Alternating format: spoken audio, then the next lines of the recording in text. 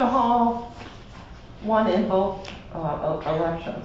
But But he was only registered for one. Correct, yeah. So he was the So he writing. only won in at-large, but Right. he also won in Councilor too, So nobody else. which came in fouled it second? all up. The whole thing is fouled up. The next ones were not in the district. And so there are pages and pages, and so what I think we'll do is go down and eliminate all those that shouldn't be in there, see what we have left, and then get a legal opinion. Oh my goodness. I know, this is crazy. See, this It's- isn't a partially expired term, it's a new one. That's right. It would be Yeah. so difficult to get somebody in that seat. Well, Let me tell you I something. keep saying we have to come up with a plan for To a lot of people. getting people more excited about participating because We need somebody. Getting people excited to participate in Some voting. get taken off the face. You don't know how much people. get them to get involved in anything is very Yeah, difficult. It is hard for anything. The, well, let me know if I can ever help with anything. Oh, thank you, yes. We will Hi. have some items. You're here. hey, Matt. Hi, Matt.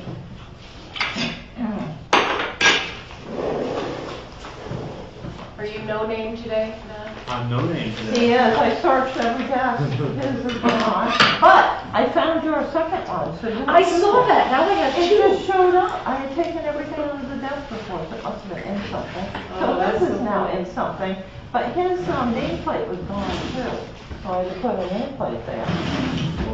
Well, fine, Well, we Or gotta be you- here another month. or you so. can be anyone you want to be. Did you check all the drawers? Yeah, I went through them. That was when today we had to figure out when Public Works came, who's desk for who.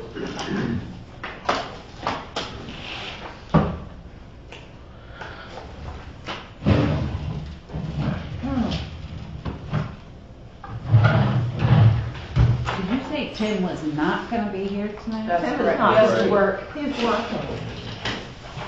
He has several, social service agencies he works for, Mm-hmm. and so he's doing one tonight. Yeah, I think tonight was their first night being open, so we couldn't.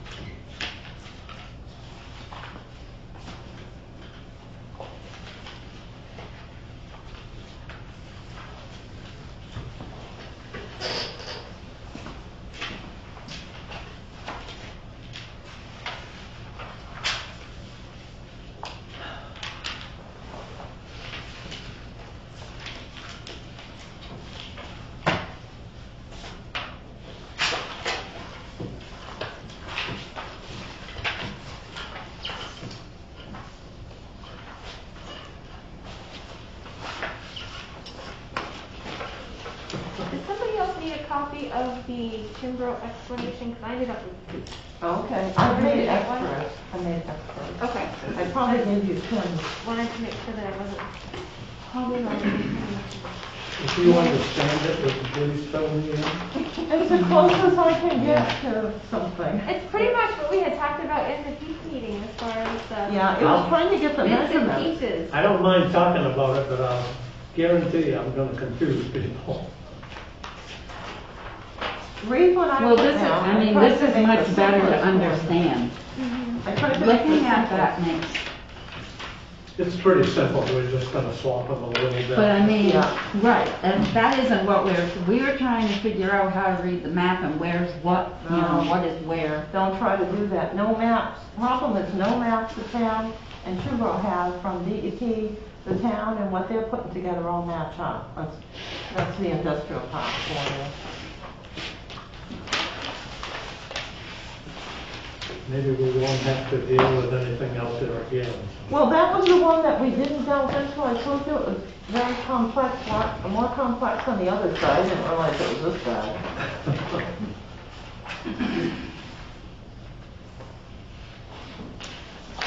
Are you all set, Catherine? Are you all set, Catherine?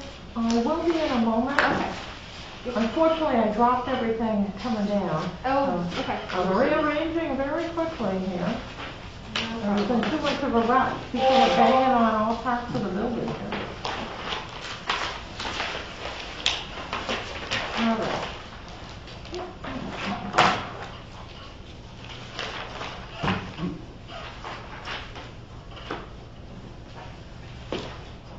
Now that I put those maps away, I'm all set.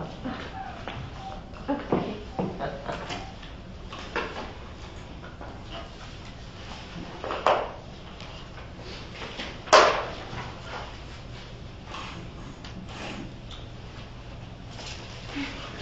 right, I'd like to welcome everyone to the Pittsfield Town Council meeting Wednesday, November 4th, 2020. If we could all stand for the Pledge of Allegiance, please.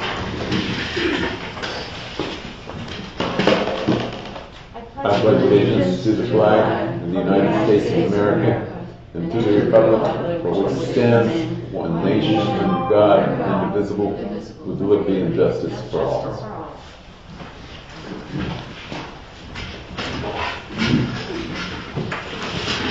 We have a brief moment of silence, please.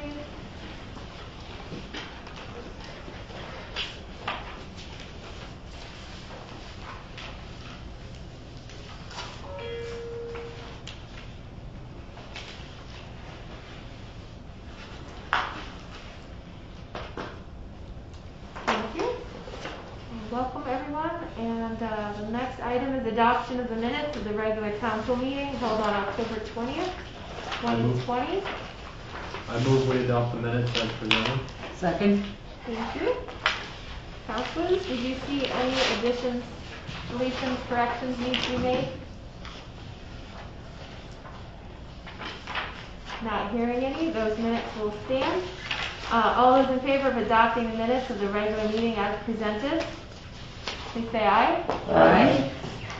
Any opposed? Not hearing any, that will pass. Catherine, do we have anybody on Zoom tonight? We do not right now, but we will in a few minutes for the budget review. Okay. Next is presentations, congratulations, and introductions. Town manager presenting town goals and achievements. All right, very good. Under the presentations, congratulations, and introduction, it's just a brief discussion on town goals and achievements.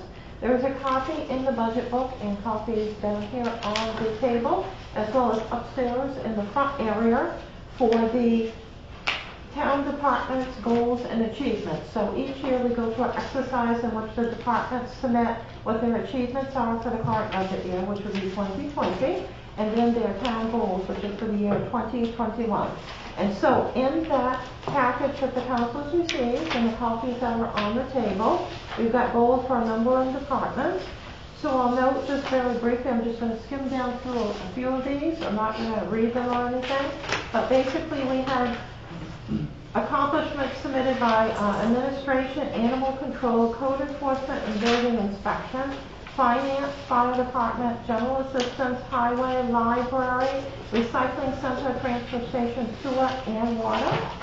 So I wanted to note briefly that, let's pick out recycling center. Recycling is something that we all do. Their accomplishments, according to their department, was one, aggressively maintain 2 aging vertical balers, allowing the town to stay operational, processing recyclables and saving money. Actively pursued more cardboard recovery from private businesses to make more revenue for the town to offset operational costs. In the transfer station, they noted to keep the facility within all main DEP licensing requirements and landfill guidelines, which is really no easy feat now. If you look at sewer, you'll see they had 3.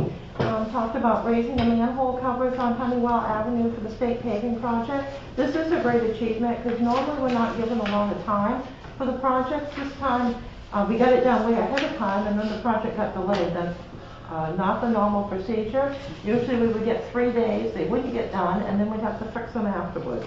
They'd be paved over. So this was a major accomplishment that it did work out. Underwater, they've talked about working on a draft of the updated terms and conditions as well as repairing 11 gate valves. Under goals, which are the last 3 pages, submitted by the departments, and then a few departments didn't submit items, but if their goals were still valid, I left them in there. And we have 4, let's pick out administration. Number 4, to advance economic community development through the marketing plan, expansion of commercial industrial sites, which is actually ongoing now with the planning board, to enhance referral efforts to assist local businesses with needed resources. We can't do this the typical regular way in which we have business forums and invite everyone in. We have to do this a different way. And, using email is not effective, so we need to work on a different way to help different businesses. Continue to promote Buy Local campaign. That's something that has been noted several times, and we would work with the Heart of Pittsfield on that because they did a very good job on Buy Local. Initiate additional opportunities for businesses through promotional opportunities and networking. So this is going to be a big area. I've taken back, I'll be working on the economic community development with Peak a bit more, so we'll work on some different projects. And I also wrote number 5, enhance the town's social media presence by obtaining buy-in through the departments on the promotion and sharing of information by this means. This is actually a very easy means, but a lot of our departments are not used to sharing information on social media, so we'll work with them to get the information in a timely fashion, so when we post it, it won't be, later on when I see something or a picture someplace, besides the town's entries. So we'll work out a process to do that to help them. The library is very good on social media, excellent. They post every day. We have clerk continue to meet all state requirements for vitals, inland fisheries, and animal wildlife welfare, which is wildlife sometimes. So that can be very challenging. To continue to meet state filing goals for license reporting. We should put in there to meet all the election laws, because that is no easy feat either. Economic community development, I put them as a goal, and I think that once you hear the report tonight, later on under economic community development, that we will want to start up the Main Street Committee, the Community Development Block Grant Group, to assist in moving the Main Street project ahead. So I've got focus on the Main Street project, which the Department of Transportation is scheduled to bid out and construct in 2021, so we can keep it in 2021. 2, make downtown revitalization a priority for the community. Then we've got, if we skip ahead to highway, replace 8 culverts in the industrial park and reclaim ditch back to original grade lines. Replace 16 culverts at various locations through the town as needed. So that would be no easy feat, certainly. Library, number 3, continue to develop more programs in partnership with community organizations. The library does an amazing job with the different resources and the different collaboration efforts that they have. And then skipping to the last page, we've got, let's pick out water here. Replace all Main Street hydrants, work on getting prices for a generator at the water plant, that would be very important. Finish requests for proposals for painting both storage tanks. Make improvements to water quality by completing the flushing and improved customer response, so that would be very good indeed. So in terms of these items, I'd also note a couple of things that I think that would be very important. One is to redo and update the webpage content. I think that would be very helpful. And so I'll be looking for counselor assistance on that. We'll be putting together with the Public Works Department a timeline for Public Works projects with due dates. I think that would be a great accomplishment for next year. And the municipal building and library repairs. I put out a request for training to all the departments to see what they'd be interested in. Is there anything they would like to have training in? Videos, podcasts, webcasts, training in person, which now we got to suspend for a while, but eventually we can have that again. And everybody said that they had had plenty of training, except for the librarian and myself, who wanted to have some sort of training on how to organize our buildings and bid out all the different projects and everything for construction. So we realized that we need to do that. We can't depend on other people. So we will find something, if it's a webinar or a college course or something. So that was an item that we're going to be working on. So we have a municipal building plan of action and a library plan of action next year. Thank you. Thank you. Then oh, sorry. Sorry, no, I was gonna ask you a question about the plan of action as far as being able to bid out and stuff. Has the building assessments been done first? I have a building assessment for the Hawthorne Park Snack Shack, Mm-hmm. the first one, then we'll have others. Okay. And then, community and economic development activities are next.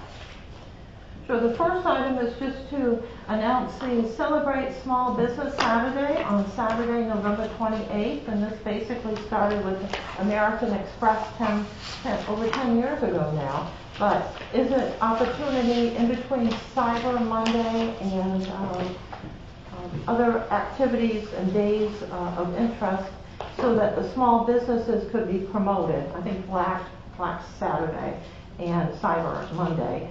So the small businesses wanted a date that was theirs. So it is the last Saturday of the month, and there's a lot of information on the American Express site. You don't need to be a vendor who has American Express. You can take our user ideas, and we'll do that as we do every year and put information When together. is that, Catherine? It is Small Business Saturday. Yeah, what date? What is the date? Okay, it is the last Saturday of the month, November 28th. 28th, okay, thank you. So we'll put together some promotional information. I know that Heart of Pittsfield will work on that too.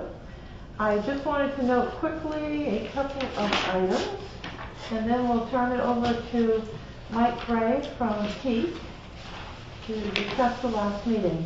So the last item that I have is that the Heart of Pittsfield contacted us regarding the lighting of the Christmas tree. So that will be changed from holiday lights at Hawthorne to Pittsfield holiday lights.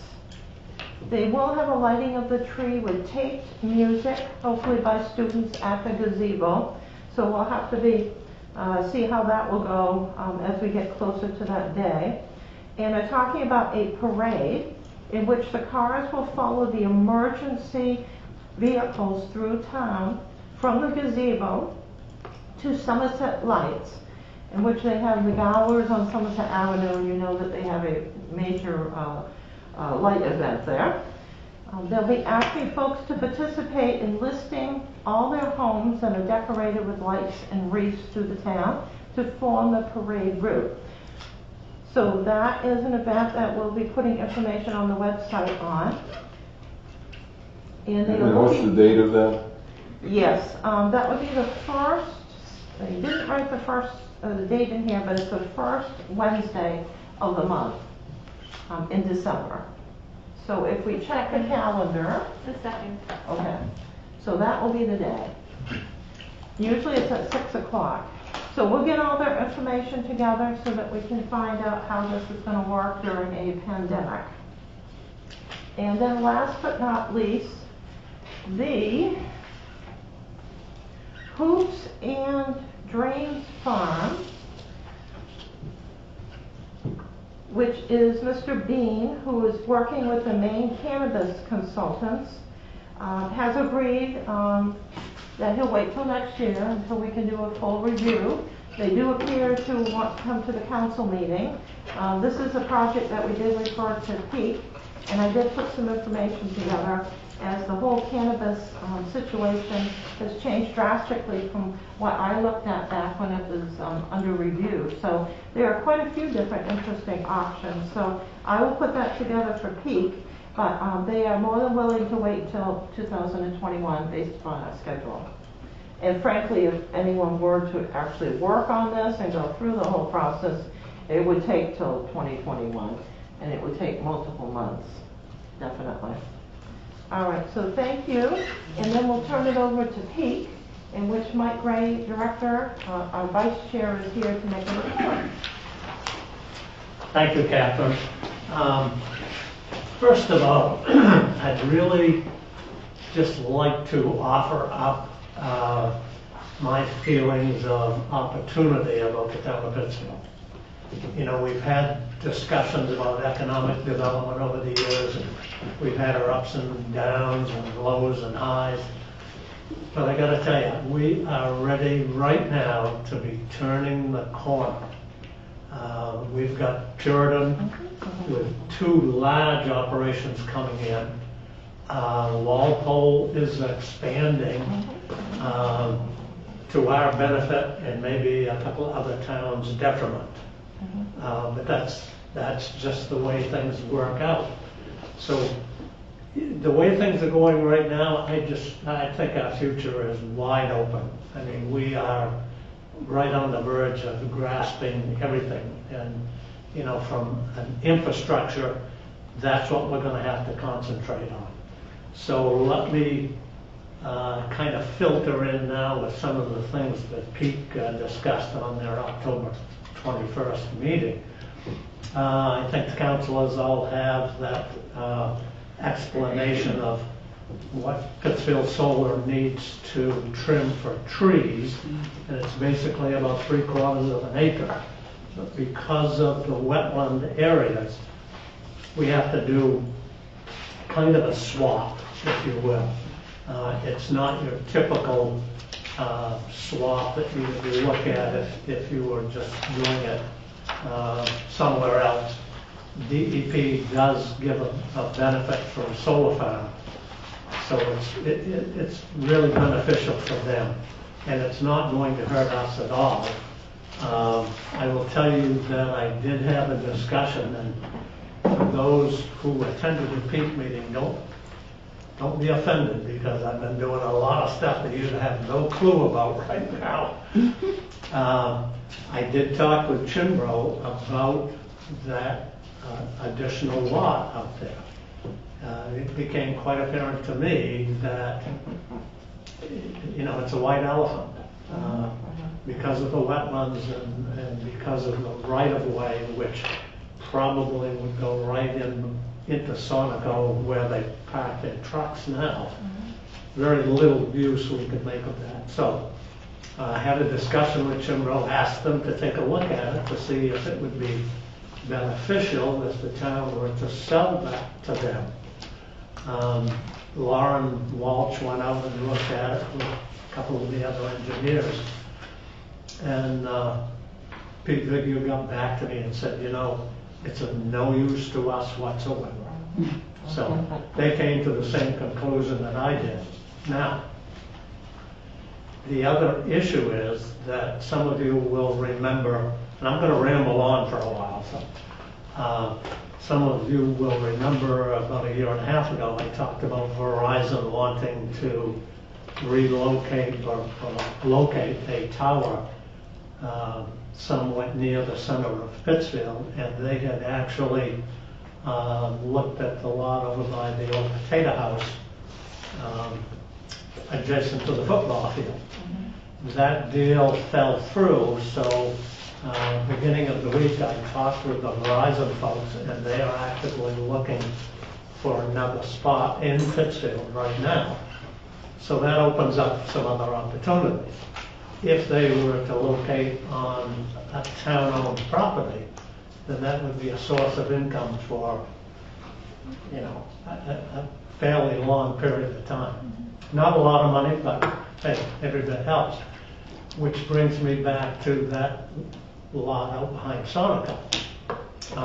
The way that I'm not totally sure about it, but the way I understand how we came up with our cell tower ordinance was that you have to have 150% of the tower height as a clear area, which means if you build a 100-foot tower, you're going to have 150 feet on either or all 4 sides. So that kind of limits us to what they could look at. And that lot out by Sonico might be a place to put a cell phone tower. So we're going to explore that. I'm going to try to push them in that direction if we can. The next item,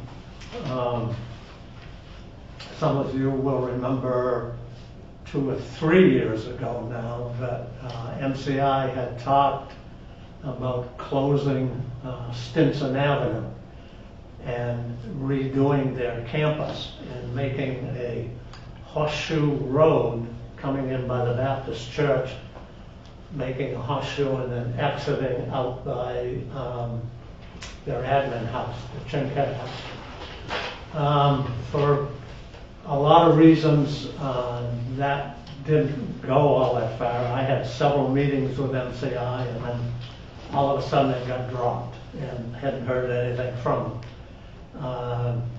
2 days ago, I heard from MCI that they are resurrecting this whole process. Their thought process now is to still go with the horseshoe area, but not to close Stinson. So it's pretty much of an easy thing for the town to do, and what MCI would like to do is to make that area from beside Park's gym to Pleasant, is that Pleasant Street, Catherine, or Library Street? Pleasant Street. Yeah, I've been calling it Pleasant and Library. It used It's to be split. Our It house used is to on the corner split. of Library. Yeah, it's library. It Used comes to be up- Pleasant. The whole Okay. street, Yeah, So the whole it's street. where Bill is Ball's like- house is. Anyway, old house. They would like to make that a one-way street headed towards the football field, so that any traffic coming into MCI and wanted to get down there could go down the current road. Any traffic coming from the football field would have to turn onto Library Street. So, you know, the comment has gone back and forth that that would increase the traffic dramatically onto Library Street. I don't know that to be true, People are Only for one season. but MCI is more than willing to do a traffic study. They're more than willing to absorb the cost of looking at an ordinance that would make that little section there one way. So I think it's pretty much of a win-win, if you will. It helps MCI revamp their campus. They would take care of landscaping and those other issues at no cost to the town. So we won't be looking at that again probably till after the first of the year, and they would come back with some plans, and more than happy to bring those to you folks. I think it's important that we all understand that Library Street is not one of the best streets in town. That is 100% true. That's my It- first concern. it I live on that probably- corner, Mike, that's why It probably rivals Higgins Road. But Higgins Road is quite nice now, so, and I think we all understand that Pleasant Street needs to be rebuilt at some point. So if the traffic happened to be, if it were going to double or triple or something like that, we might have to look at that. But simply making that a one-way street, I don't think it's, simply making that a one-way, 150 feet, if you will, I don't think it's gonna make any difference at all, so. What do you, I'm confused, sorry, Mike. Which street is gonna become one way The portion of Stinson, coming in from Main Street. Street? if you turned by the Baptist church and wanted to go straight Yes. down Stinson to a football game or anything else, you could do that. If you turned around and came back, you would not be able to go past Library Street. You would have to turn left, if you will, follow me. Right, and come out on Library. And Turn come out out to on Library. Library Street. Now, I suggested to MCI that they need to also look at the streets that go by the Science Building and some of those other ones to figure it out. And they don't want to impact the church's parking area or the parking area behind, I think it's Alumni Hall, so. Something to think about. And when that takes place, we'll make sure we bring it back to you. Catherine alluded to the recreational marijuana issue. We discussed that at great length, and I think probably it's fair to say that none of us know what direction that's going to take, what impact it would really have on the town. My understanding is if a town buys into that, then you buy in, which means you could have recreational marijuana growing anywhere. And I don't think we want that growing in the middle of Pittsfield, if you will. It's already happening. Yeah, I was gonna say, I think Well- that can already happen. I mean, you can have, No, this is We're like talking a grow- recreational marijuana. This is a We're not growing talking medical marijuana. Medical marijuana you can do, but recreational, we're gonna have to buy into that as a town. If we do that, then you in fact probably could have recreational marijuana any way you wanted it. Why in the world would we want to do that? That's Money. You already could. Well, Yeah. It does. to clarify, Yeah. what Mike is talking about is a recreational marijuana production growing Production operation. facility, yeah. We're Oh, talking not about personal several property. thousand Oh, no, no, square no, foot no, building. this is, Yeah. I was gonna say, Not because it's already personal happening on growth. personal property. well, I mean, personal Yeah. property. no, this is a What- big What business. we're really talking about is that big set of buildings out on Route 2 that sits back, you're probably familiar with it. They've been growing marijuana there, medical marijuana, for several years now. And Catherine received a letter from them. They would like to get into the recreational marijuana business. In order for them to do that, the town has to buy into it and say, okay. But the minute, my understanding, the minute the town says, okay, then you open it up. So is there some way we could absolutely stop that? I would certainly want absolutely not to do that, maybe for our reputation. I mean, people that Well- do that obviously don't care about children at all if they're encouraging them to do that. It's going to be an issue that the state has actually set some regulations on. We're not gonna be able to stop it. It's already here. The thing is, can we regulate it? I'll stop it. And I think the planning board's gonna have to get involved, and the town will take a look at it. And, you know, my feeling is, if that's what they wanna do, then keep it out, you know, in the Route 2 area, or down, out of town, somewhere where, you know. it Where would were be they on- proposing? I don't remember. It's on our route. It's on Route 2. So right now, the medical marijuana can be grown, licensed by the state. The recreational is a totally different licensing process Totally different. and a different tax structure and everything else. Everything is different. And what's happened is because the recreational marijuana has opened up, the bottom has pretty much dropped out of the medical marijuana business. They don't have the demand that they had before. So this business that's here in town, that's completely licensed and everything, and where they should be based on our ordinances and our coding now, they are in an acceptable spot where we did the overlays and all of that before. But right now, the town has to opt into allowing recreational marijuana growing. If we do not opt into it and we do not take any action, then they cannot be located here. We have to take an action to allow it to be done here. And in doing that, we can say where we would want them to do it, so the planning board could do that part of it. And there would be public hearings for people and residents to, you know, to be able to say what they thought about it and whatnot, both at the planning board level, and then if a proposal came to the town council, we would have another public hearing then as well. So there'll be a lot of opportunity for people to weigh in on that. But right now, we haven't even decided, I don't think Peaks made a recommendation Oh, yet.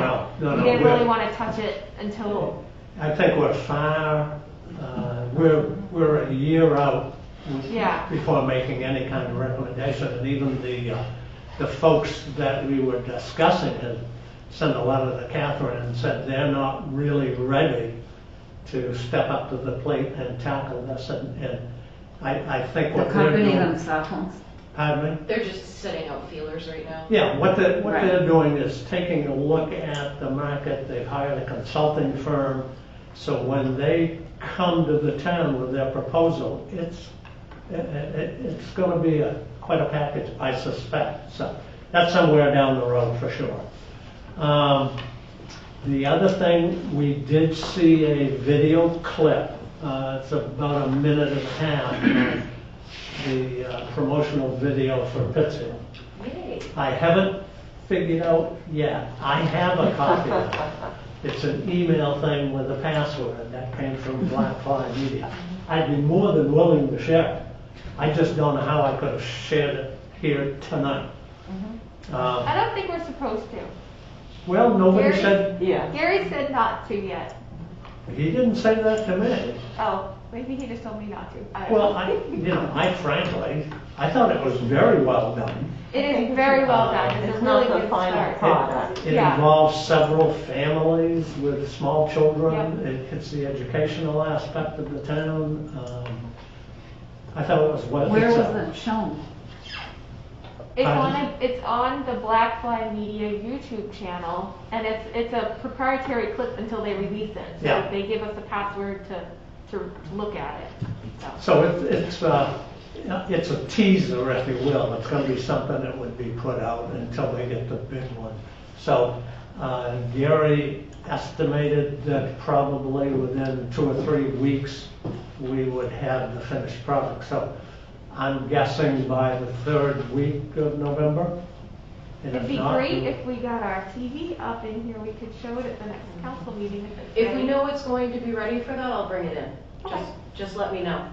Yeah, and, I've got it, like I said, I've got a copy of it. I don't see why councils couldn't see that. I think they can, they just can't share it. Yeah, Can we I- do, we could frankly, I probably don't know do how to- screen sharing during the meeting as well. If it's loaded onto the computer, we could do a screen share. But everybody During would the need to meeting. be on it. No, I'm saying that if anybody's on YouTube. the Zoom at home, they would be able to see it through the feed during the Yes. meeting. Right now, it's just Holly. Yeah, so that, we'll be back to you with more on that for sure. I think one of the challenges now with how the economy's starting to tick up in Pittsfield, that it's even more important for the planning board to start looking at areas for housing development. Because, houses in Pittsfield now are selling. I mean, the minute you see a sign, they go. And people are coming into town. So, and especially with Puritan and Walpole and that, we're gonna need more housing.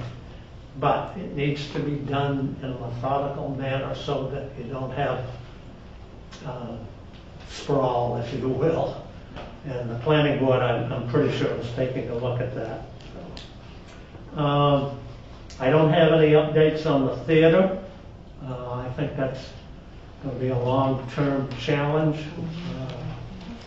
I would suggest if the right people, the right organization came with a good, solid plan, that I think the town should and could make that very attractive to purchase.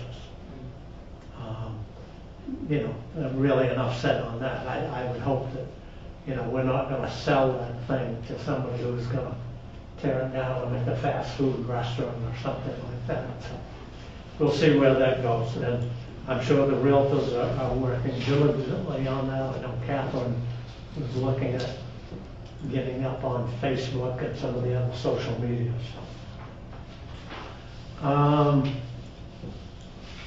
I did have a discussion with an individual about the Walgreens building. It was pretty confidential. I can and will share that with Pete.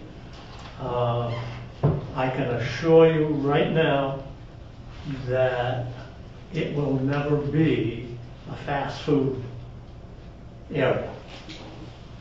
That's pretty much, that's about all I can say on that. Something will happen with that building and it will be beneficial to the town of Pittsfield. Which building? Walgreens. Okay. What's Which is Walgreens? still owned by Rite Aid. The Rite Aid. The Rite Aid. Not the Right. Walgreens. the Yeah, Rite Aid. Walgreens lease expires, so that, if you've noticed the construction beside the Family Dollar, that's gonna be the new That, Walgreens. right. But, you know, the concern is that the other Walgreens building could turn into something, you know, for lack of something better, fast food. And not that I'm opposed to it, I just don't think we need it there, that's all. Yeah. And that's pretty much everything that I have. Does anybody have any questions? Are you guys still fighting for commercial property? Are we what? Still fighting to find commercial property for all of the inquiries, or are your needs being met now? no, our needs are not being met, unfortunately. There's two inquiries, one for the old pharmacy building and one for the old restaurant building right across the street. I know of an individual that I've talked to several times who has the ability to buy either one of those and to rehab them. The issue is trying to get the current owners to consider selling. So we're working on that and trying to find an avenue that would convince them that their properties, sooner or later, their property is going to deteriorate to the point where the town might have to take some action. So, but, It'd be good to get something in that pharmacy, it just got broken into again. well, it's going to continue that way until somebody does something with it. From a commercial property standpoint, you know, we're filling things up. You know, we have been looking for land.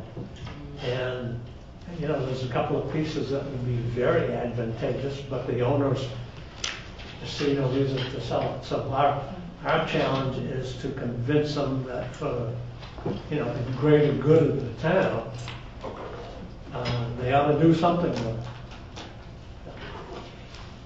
That's all I have. I wonder, is there a way I can get involved in this? Because I have so many ideas, and as you know, I brought the ballet in, and we were getting people from all around the world. I'm heavily invested in that monetarily. I'm bringing the junior ROTC in. I'll have that up and running by the fall of 2021, and I think that'll be an asset. That's an excellent idea, frankly. Yeah, and there's As long so as many it's things, family and and not I Marines. just think of these all the time, but and then I hear you, I don't even know who you are, really. Of course, as many of you may know, my wife died last April. I had to think, am I going to stay in Pittsfield or not? I'm still very well known in the Marine Corps for being resourceful and having ideas. In fact, a lot of my time is spent dealing with Washington D.C. on Marine Corps matters. But I'd like to stay here in town, but I need to feel like I'm doing something Well, worthwhile. you know, I know you're involved in the school board. I think that's Right. admirable. Certainly, I would suggest that you look at running for the council. When a Yeah. spot opens up, I would highly suggest that. And perhaps at one of our other whenever peak meeting, we could invite you to come and.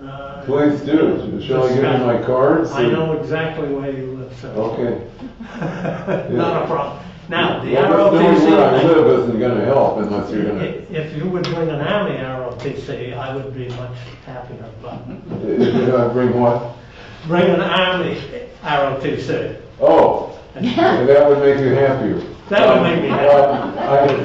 And I checked into all of them, and the Army has no openings for any further. Of course, we have that right up the road. I've made good friends. I was in Army ROTC every year of my high school, and I'm sure that helped me get an appointment to Annapolis. But I think it's good to have both services, and Oh, of course, we've got the airfield, and the Navy is looking for more pilots. I opened up a can of worms. You sure did. They're just popping out. No, I was joking with you. Yeah, no, I love them all. When I commanded a rifle company in Vietnam, when I had an airplane, I didn't care what it said on the wings. Air Force, Navy, Marines, I love them all. Anyone have any Yeah. other Any questions? other questions for Mike about peak matters? I was gonna note, just for the public, the town had not planned on opting into the recreational marijuana. We didn't jump on board when it came out a couple of months ago during the summer. There were a number of towns that did, but now we have a proposal, so we're going to look at it. And then go through decide if we're gonna go through the process and what the steps will be and educate ourselves on it. But because of the budget process, and all of the extra meetings going on and how we're in the busiest period of time with the historic election, we indicated that we would not be addressing this till 2021, if we did. And the potential business was agreeable with that. Well, I would hate to have to admit that we were growing marijuana here. I hope there's some way the public can protest or vote against that or All right, not do if it. it was to proceed forward for review, the public would be involved. It has to be a public process. There would be public hearings for it. If it did proceed forward for review. I think it's a terrible idea. Yeah. Okay, so no other questions for Mike? We appreciate you Thank you, coming in Mike. tonight and filling us in. We look forward to seeing the video and seeing what else is gonna happen. So I was gonna note, under the economic development report, I had put in a copy of information from the state of Maine on the Main Street Esplanade, so that you could get updated on that. So, we have additional information too. So just to be, not to read all this information because it's a rather long memo, the town council had been asked by a Maine Department of Transportation in September, did we want to have an Esplanade, and if we did, what did we want it involved with? And so the town council had said that they would have the Esplanade if it was not going to be grass. And so this then became quite an issue in October. We had a council meeting and I reported on it, and then the next day there was a meeting and discussion of which you have a copy of the email because this is the next council meeting addressing regular items. And so I had reported on how if the Esplanade was taken out, that it would affect the section of Main Street that would be determined to be of a historical nature and have to go through more procedures. And so we got this report, and then the next day, I think that afternoon actually, I asked for what is the time frame that would be involved here. You're saying more time and everything. And so I'm going to read the email that I got on November 2nd from Julie Sink of MDOT, who explained out the process and what would be involved. And this makes it clear. Is that the email we have? Yeah. It's the new one that I just put on your table. Because she did a whole review instead of just discussing items It's the briefly. one she wrote on it. Yep, that one. Yeah. She wrote on it. the top. So ignore the top part, and then we'll read, this is from Julie at MainGov, MDOT. I conduct the Section 106 and Section 4F reviews here at Maine DOT. These are reviews that require, specifically the Section 106 requires federal agencies to consider the effects of their undertakings on historic properties. When we find that an undertaking will have an adverse effect on a historic property, we, the DOT and FHWA, federal agency, must resolve the adverse effect through a memorandum of agreement called an MOA with the State Historic Preservation Officer. For Maine, it is the Maine Historic Preservation Commission and the Advisory Council on Historic Preservation if they choose to participate. The process typically takes 3 months, as we would need to continue consultation with the parties she mentioned, drawing up mitigation stipulations, provide the public an opportunity to comment, and receive concurrence from all parties through the signing of the MOA. Once the MOA is signed, we can move forward with the Section 4F process. In this situation, we would need to process an individual Section 4F evaluation. This is the most comprehensive of all Section 4F evaluations that demonstrates that there are no feasible and prudent alternatives that completely avoid the use of the Section 4F property. In this case, there are a number of properties that are along Main Street that they're considering to be a historic district. So this is past the railroad tracks onwards for a while. They indicate that the project includes all possible planning to minimize harm to the Section 4F property resulting from the transportation use. This process can take approximately 6 months, as it requires extensive review by FHWA to ensure legal sufficiency. This is like the federal agency that would address this. All told, a finding of an adverse effect to the historic district could add an approximate 9 months to the schedule before we would complete the NEPA process. And this is the National Environmental Protection Act process, which is yet another process. If we were able to avoid and minimize impacts to the historic district, my review could be wrapped up in approximately 1 to 2 months after the preliminary design report is finalized, which is the standard timetable and would not impede the overall schedule. To be clear, these are approximate estimates and are subject to change as we move forward with the design. Hopefully this helps, but I'm happy to discuss this over the phone if you need any additional information. So I got other contact from MDOT that said they would like the town to reverse its decision and just go along with the espionage. Forget the top part up there. I tried to write it so it would be clearer. But they want to leave the grass esplanade there, and then they think it will just take 1 to 2 months and we can keep on going with our schedule. Now, can we leave the esplanade and just not have grass in the middle of it?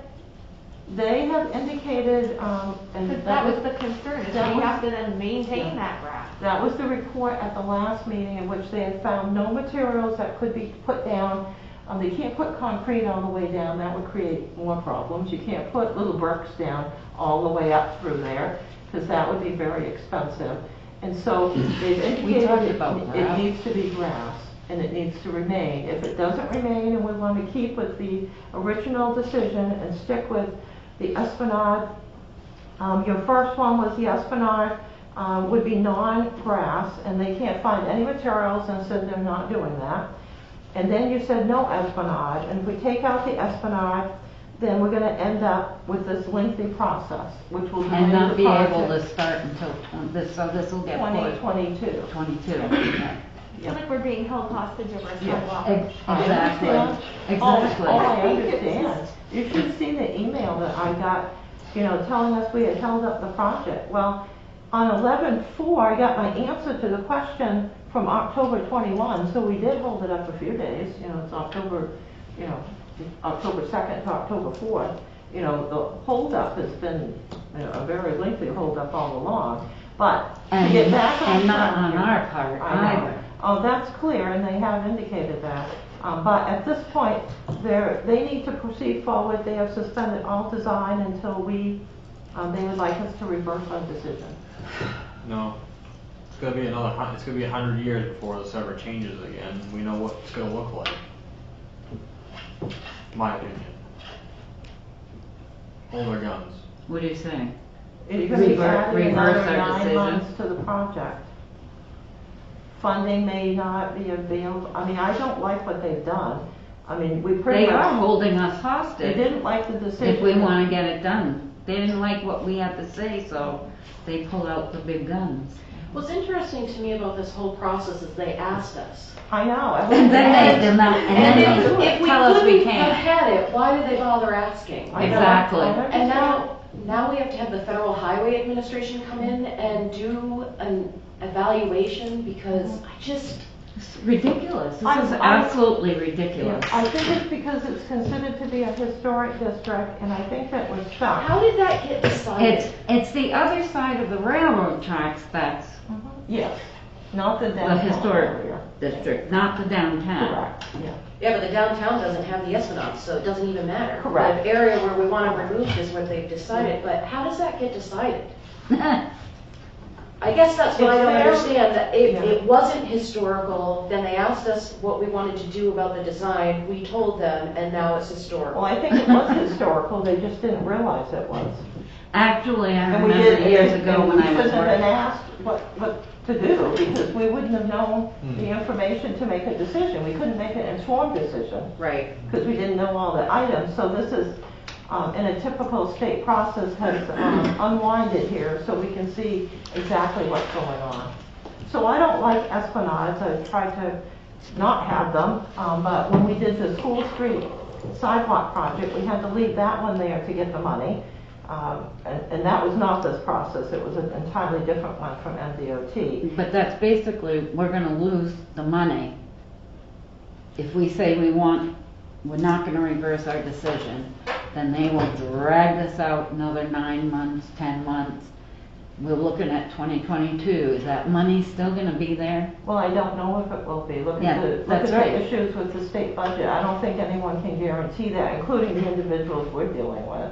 I mean, they're employees in charge of areas, but they don't have any jurisdiction. They submitted this, and they were not allowed to continue on to get additional money for the project until this got resolved. They got shut down. So, Catherine, I wonder if a way to keep the Esplanades, but still give us less maintenance, is can we make our walkway wider? That, All right, that would add additional cost, but I'll ask that Because of the question. pavement, never Yeah, mind. yeah. Yeah, and the project's already on a tight schedule. No, I think what's happened is they didn't think we were gonna do this, and they didn't realize that they needed to give us more information. And this is all unfolded as more people got involved. And I asked the question, which brought it to a head, because they said, well, let's change this, and I kept asking, once I got this information on October 21st, what is your time frame? What are you doing? What are the steps? Why is this way? Which has brought this all to a head.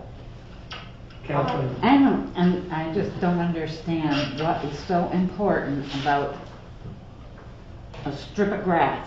It's not the Basically. grass that's the issue, it's that we have to move the poles. Yes. And then the poles Cut the cause the trees. trees to get cut down, and the trees add to the Yeah, historic nature. Exactly. It's a step-by-step thing. It's like a little domino effect that's going on because we want to get rid of the esplanade, which I don't think at this point is worth all the trouble. one thing I forgot to mention, and MCI mentioned it to me, their curb cut that's in the middle, they want to do away with that.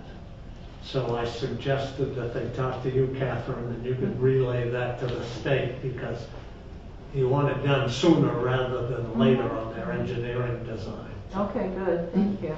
Is there a light pole in the middle of that?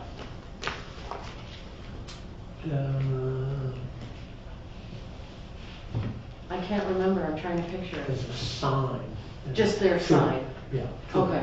Two trees. I was gonna say, because that's what we're dealing with issues, is the light poles. So Matt Yes. wants to have our decision stand as it is, that we do not want the Esplanade.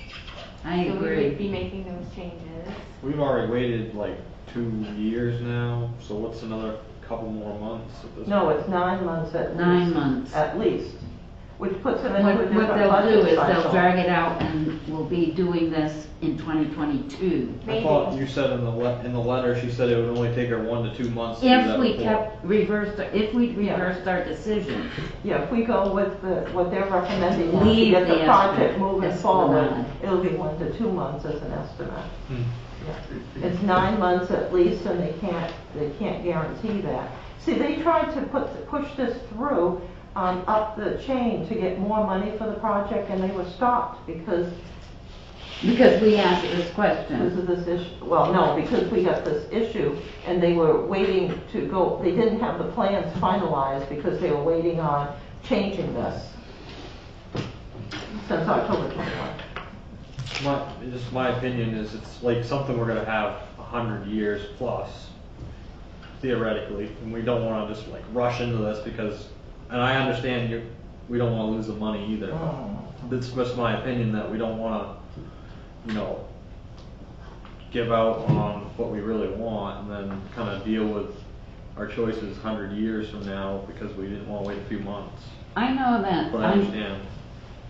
I agree, and I know that years, I'm talking 20 years ago, that section of town, the state offered to declare that a historic district. And I remember huge, I don't know if Mike remembers, but there was a lot of, because if you're living in a historic district, you have to get permission to do anything on your property. That includes the lawns, the trees, the whatever, the house, inside and out.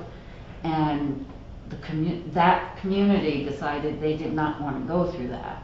Right, but So- that was a town historic district. This just makes it qualify as a historic district. It doesn't mean anyone has to No, do no, any I painting or understand that, follow but any what I'm- rules. It just seems ridiculous to me that we can refuse to have a historical district, but we can't refuse to have an Esplanade without being held hostage. Well, I think the problem is that they should have never asked us in the beginning. Agreed. Right. Well, I'm wondering if they're just gonna do what they wanna do anyway. You know, I mean, if they're just like, well, this is the way it is. Yeah. Well, and how long do we wanna let that road deteriorate? We don't. Yeah, that's the problem. That's the issue I'm having. It's like, I really want the Esplanades gone because I don't want us to deal with the grass. That most people don't take Goodness care gracious, of. am I so tired of having to have my tires realigned all the time because of that darn, and it's our main road. And we're bringing in Puritan and we're Correct. bringing in new More And businesses. the side of the and- road is just crumbling That every time road is cars just It's go not by. gonna make it. So- It won't make it. So my opinion is we reverse our decision because we didn't know beforehand that we could do it and just get this road fixed. And maybe And- we can discuss different materials for the Esplanade in the future because new materials are constantly being developed just at the University of Maine alone, let alone around the world. So maybe down the road we can change what's in there, but for now, let's just fix our main road. Pete, what do you think? I'm with the opinion we reverse our decision at this point. We don't You're have what? much- We don't have much of a choice No, you're right, but to move forward. Mike.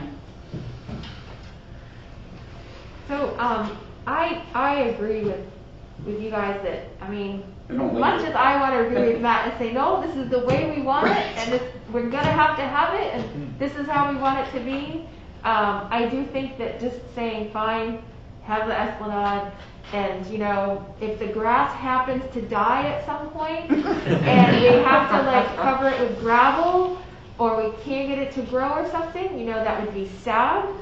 But, you know, I think we just need to get this project Yeah. moving. It's already a year and a half Yes. later than we thought it was going to be to start with. I think And it's that, gonna have a big impact on our downtown area. Yes, Agreed. exactly. And we have Absolutely. grant money tied up in Oh, this. yeah. and then we don't wanna no- lose that money. Well, there's no guarantee with the budget crisis the state's facing already that they're even going to do this project now.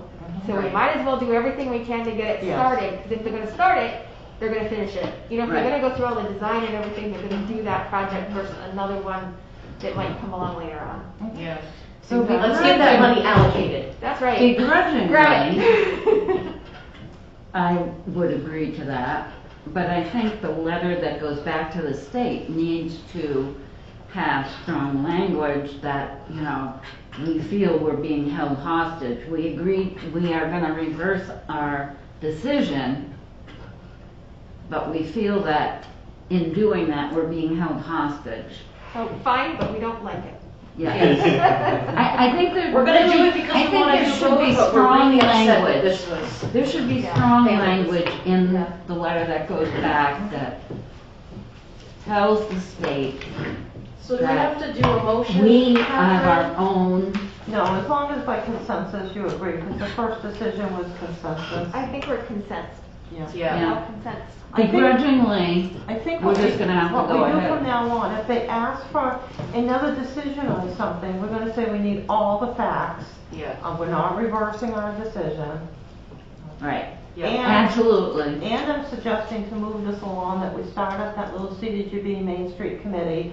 I didn't wanna do it. Do what? You know, we have a little committee that's gonna oversee the grant, as long as we can keep it. No, that's a good idea. And so we get them going, so we got more people involved, so when we have the Zoom meetings, instead of myself and Public Works, there'll be 5 other people there. That's a good And then idea. we can move this along quicker, I think. It'll be harder to reverse decisions or change items. I think they just didn't realize that we were going to be so strong about the grass, and then they couldn't find the other items, and then all this came together when the other people got here, and so they want to move the project forward. The only way that they can get it further along in the process is to have the Esplanade 100 there years with the ago, grass. people planted the esplanades. They weren't grass. Whoever had the esplanade in front of their house, plant big flowers, they do that in Unity. Yeah, there's ways Yeah, to they deal look with that terrible. once the But- road is straightened out. Say what? And they look terrible this year. Oh, Yes, do In they? Unity. They look horrible. I haven't been out that It's way. just, you Really? can't, it's hard to keep them watered, Yeah. because you're sitting with Right, asphalt and it around was it, dry and the water this just year. evaporates. Yeah. So But- once the road is straightened out, I mean, we can do a contest to see what we can put in there. Portulaca, let's plant some portulaca. It blooms, it's green, it has flowers, and it's drought, There's also, resistant. there's a All right, succulent, thank I'll you. have to get the name. It's portulaca. No, So, this one doesn't have any flowers. Oh, so any But- council that would and like to doesn't be need involved with water. this process and be on the Zoom meetings and deal with the MDOT, let me know, because you are welcome. yes, you are still looking for. I don't right? think I can. You're still looking, so if anybody wants to be on the committee, contact us. All right, we are going to, did you have anything else under that? No, Okay, that's it. skipping right along. Location research. Okay, we're gonna move on to public hearings and old business, because it's 7:30. and Yes. We really need to dig in, because we have a workshop after our meeting tonight. Yes. Ordinance 20-11. Ordinance 20-11, public hearing, that the town council hereby ordains to transfer property located at 456 Canaan Road, map 18, lot 64, to Chad E. O'Brien for the sum of $16,600 as a result of a tax-acquired property bid. The town acquired such property as a result of automatic foreclosure of a 2016 property tax lien recorded in the Somerset County Registry of Deeds on June 20th, 2017 at Book 5169, page 237, which matured on December 20th, 2018. The town council further authorized the town manager to execute a municipal quitclaim deed releasing the town's interest in said property to Chad E. O'Brien. Okay, Move this we is- adopt. Well, this is a public hearing, so does This is- anybody That's in right, the public audience hearing. have anything to say about the ordinance 20-11? Tax acquired property sale? No? Anybody else on Zoom other than Holly? No, Holly is on Zoom and she has a nice picture of Wonder Woman here. She's gone away for a All while. right, not hearing any, we'll close the public comment section of the public hearing, and counselors will look for a motion. Move we adopt ordinance 20-11? Second. Second. Thank you. Any discussion? This is the third time this has come before us, I think. Yeah. Yes. I'm The super last- excited to see this one The go. last Yep, step. and the next one too. Excellent, yes. And while the property is still in good condition, so. Yeah. That's good.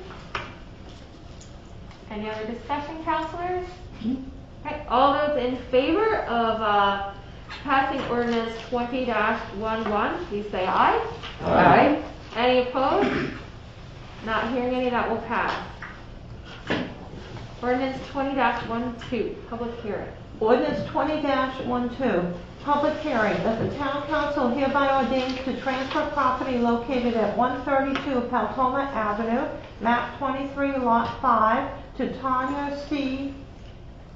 G. Hazard for the sum of $9,000 as a result of a tax-acquired property bid. The town acquired said property as a result of automatic foreclosure of a 2017 property tax lien recorded in the Somerset County Registry of Deeds on June 20th, 2018 at book 5294, page 244, which matured on December 20th, 2019. The town council further authorized the town manager to execute a municipal quitclaim deed releasing the town's interest in said property to Tanya C. G. Hazard. Okay, this is a public hearing. Anybody in the audience interested in commenting on this item? Not hearing any. Councilors will look for a motion. Move we adopt the ordinance 20-12. Second. Thank you. Councilors, any comments? Again, third time this has come before us. Not hearing any. All those in favor of passing ordinance 20-12, please say aye. Aye. Any opposed? That will pass. We'll move on to reports. Council committees, finance. We just met before the public hearing, the workshop, to discuss the workshop that was coming up and the budget's coming up, so we already Make kind of any went over decisions everything. or Yeah, we anything. just did a brief review. It was a brief review, so we don't really have a lot to report. We do have another budget workshop tonight after this meeting and next week as And well. next week. On Tuesday. Okay, And that's it from me. thank you. Ordinance committee, we have not met and we are probably not going to meet until January. I consulted with Annalise, Oliver Associates, and they just have so many projects going. They're continuing to review the sewer ordinance.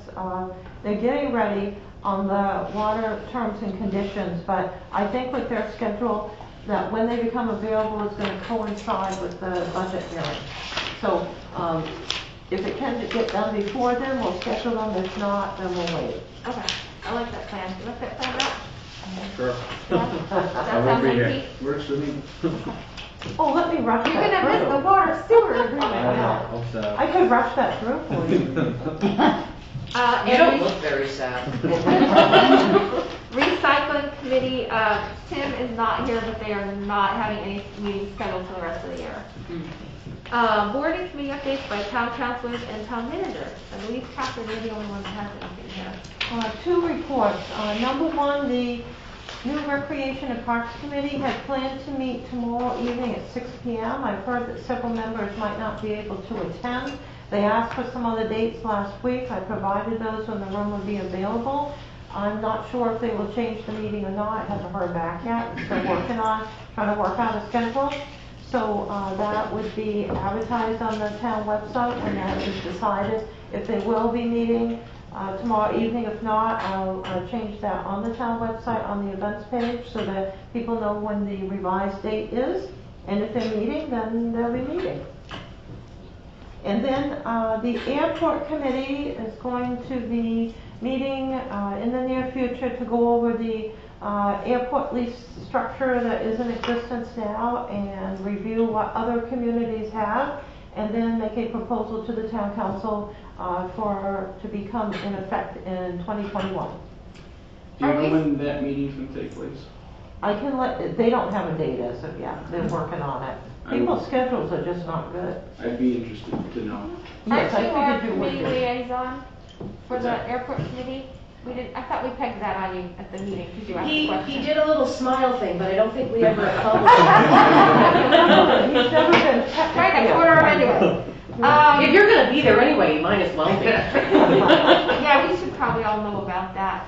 And are we still looking for another, didn't they have a vacancy on that committee, or is it a full They have committee? one vacancy, and then we needed a counselor officially appointed. Okay, if somebody else, Pete, doesn't step up to do that, then just let me know and I'll try and make that meeting.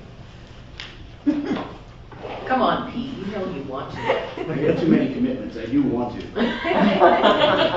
He's gonna, he goes to every meeting How anyway, often do so. they meet?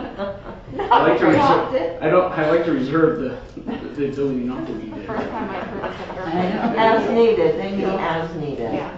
Yeah, there's not a whole lot that comes up, but, okay. No, the airport runs really And so well. what are they talking about, Catherine? 'Cause It I- will be the airport lease structure. We have the same structure for many years.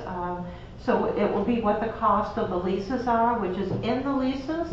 However, in the new leases that I've done, we have a couple before me, which were long-term ones. But the ones that I've done reserve the right, if the town council changes the structure, that they pay the new fee. So it has language that makes that change. Okay. And there should be changes to that if we're gonna have the tea hangar there and, you know, there should be some added value there. Yeah, that's coming someday here. That's another held up hurdle, jump over this hurdle. All right, so that is all for board and committees. Yes, So then it's you again for town manager report. yes. Quickly, town manager's report for this evening. Number one is the November election results, and I'll be really quick here. We had an amazing 2,069 ballots cast in Pittsfield. That broke all records, so congratulations to all. The results of the elections were, and I'm going to read off just the winner, or the one that got the most votes in Pittsfield. They still might not be the winner if they're at a national election. We'll find out. So for president, we had Donald Trump, 1,156, and then Joseph Biden, 817. U.S. Senator Susan Collins, 1,310. Sarah Gideon, 597. And both of those had a whole variety of others that were listed. Representative to Congress, Dale Crafts, 1,045. And then Jerry Golden, 995. State Senator Bradley Thomas Farron, 1,233. Daniel Swan, 707. Representative to the Legislature, Amanda Collmore, 1,208. Ethan Brownell, 777. Judge of Probate just had one person listed on the ballot, Robert Washburn, 1,734. Registrar of Probate, Victoria Hatch, 1,735. Counselor at Large, Jason Hall, 1,789. SAD 53 board members are Amy Wilson with 1,403 votes, Margaret Holmes 1,270 votes, Michael Wiley 1,234 votes. Councilor District number 2 is undetermined. For Councilor District 2, there was no official write-in from what we can tell. There are pages and pages of write-in candidates, and there was no clear plurality in terms of one person being way ahead, because Jason won that seat also. So he was written in with the most votes for Councilor District 2, but he was already running in Councilor at Large. So that disqualifies that. The next highest vote getter was Stan Short, who does not reside in that district. So when the staff comes back from their time off from the election, which will be tomorrow, because that night they were writing down all the lists of the individuals, and there were some duplicates, so we need to add them up. We'll go over the pages of the write-in candidates, eliminate those who do not reside in District 2, and then go from there. We'll find out exactly what we have. We got pages and pages and pages, but some of these people don't live in District 2, and some of them we can't tell. I don't even know who they are. We'll need to access the voter list in the computer by qualified people, and then go through and figure out exactly what we've got, and then have it checked out legally. And I do understand this is frustrating, but we do want to have a councilor seated properly, so this is not an unexpired term, this is a new term, and we need to determine how to proceed forward. Is Stan Short interested? Well, I thought, could we do a trade? Well, that's what I'm asking. Is it possible, because Jason lives in District 2, that he becomes the District 2 counselor?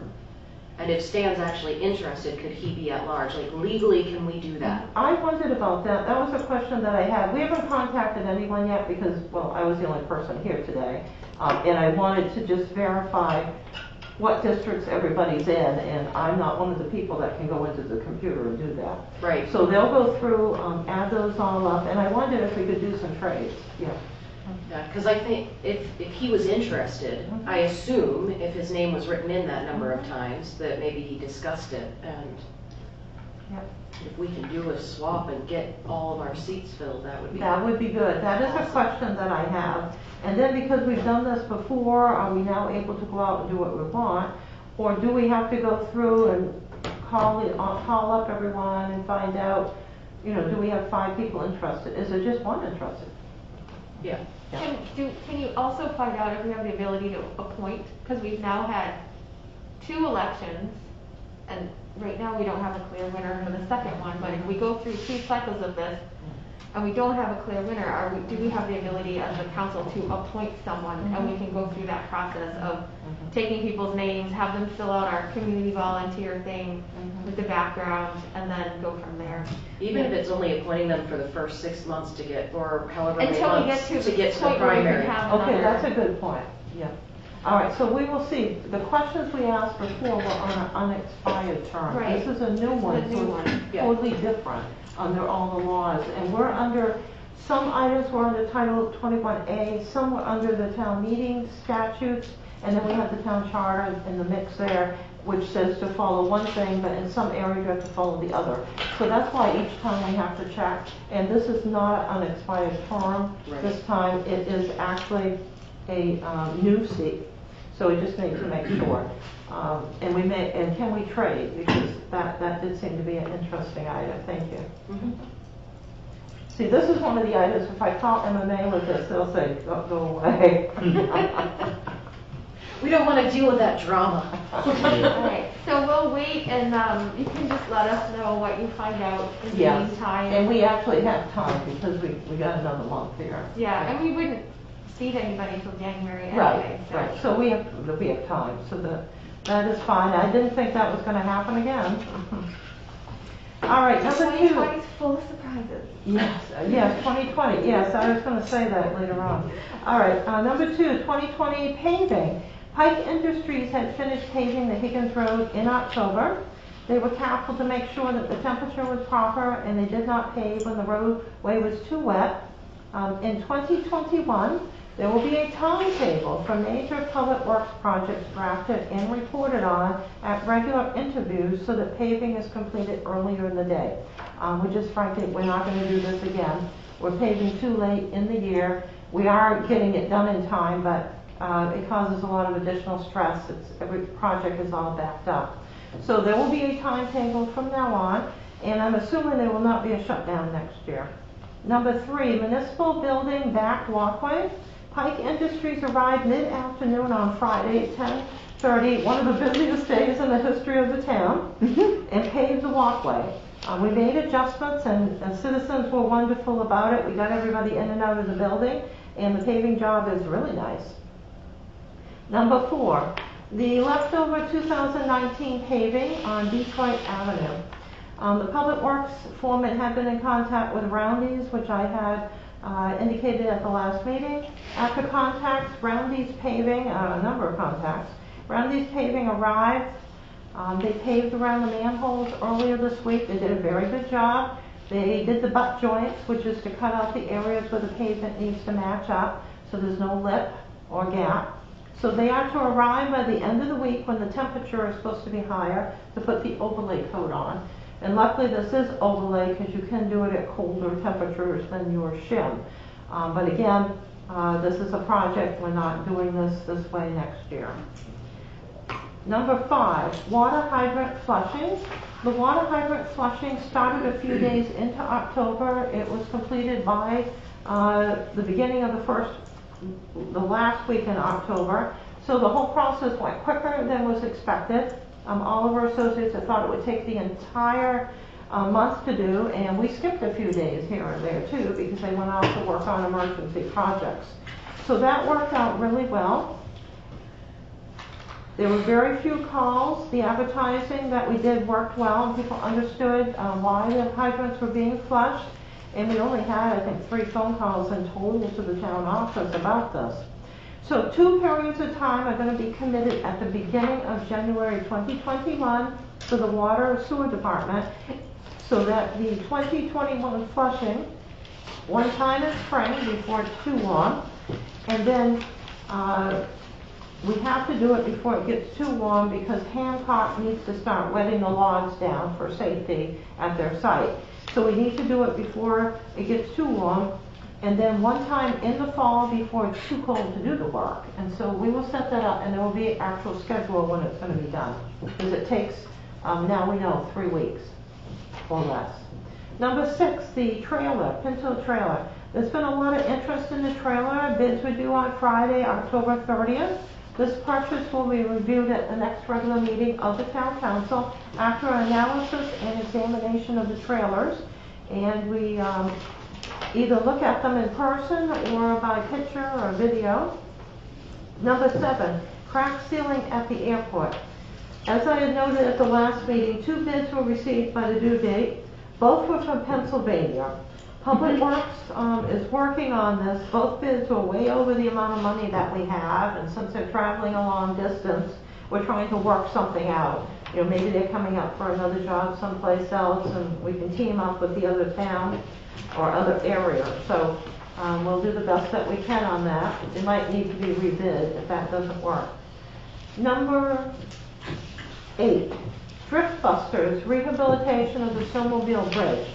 I've reported my conversation with the Drift Busters president about the bridge at the last meeting. They were going to work on it and thought they could fit it into their grant. So they've had an engineer go over and look at the bridge, and they've changed their minds. In fact, they're talking about actually removing it. So there are grants available from the state. So I asked them to find the alternatives. What is the cost? Is this some $100,000 project? And no, you don't want to do it, which would be reasonable. Or is it something that costs $15,000? We don't know. And if so, is it eligible for a grant? Because the state has grants for exactly this type of work. So they've gone off to work on that, and then they're looking at alternative paths to get around using the bridge. So they had tried to plot that out, and we're working on that. So they'll be in with some alternatives and want to talk to the town council and to Manson Park trustees. This is their bridge, however, it's connecting the whole trail system, and they want to be community oriented, which is very good. So we should be involved. So it's under investigation. Number 9, community service days. Those days for MCI were October 21st and the 28th. The town participated with the leaf collection, bagging leaves up at the Hawthorne Park, Stein Park, and Municipal Building. And the first day was really quiet. There was a tiny group of citizens in Hawthorne Park, and looking at all the leaves, I felt kind of bad for them. The next time, on October 28th, they had massive number of groups, and they were at all locations, and they did a great job with the leaves. There's still a lot coming down, but at least half of them are gone now, so that was good. Number 10, our workers' compensation trainings have been canceled with the increase in COVID-19. We're not going to have the trainers come in to do the trainings with every single employee and have everybody together in the room and everything. That would not be sensible because we've already been through some testing worries here in which if we have too many people together and there's an issue, everybody has to quarantine, and we don't want to shut down the town or several departments. So that is something that we'll do next year, or see if we can get a video of the gentleman who's going to do the training, the 2 gentlemen. See if we can do it that way, and then everybody watches it at their computer station. That might be an alternative. But that would be some very good training, and we will follow up when we're able to get a whole group together. Number 11, engineering consultant for capital planning and budget figures. The town received 4 comprehensive packages for this project. Public Works have been unable to work on it, so I did get that all going. Got the RFP done, got all the packages, but then I had to switch over to help with the back office work while everybody in the office worked on the only elections, it seemed like, because we had lines and lines of people. So now I have those interviews scheduled, and I think that that will be very helpful because I had put figures into each of the budgets. I have a figure in the regular debt service, highway, capital, for road work. I have a figure in water, sewer, we're probably covered. But we do need to decide what a project will be and if you want to do one. So we should do these budget figures, so we'll get that going with interviews on Zoom on November 12th.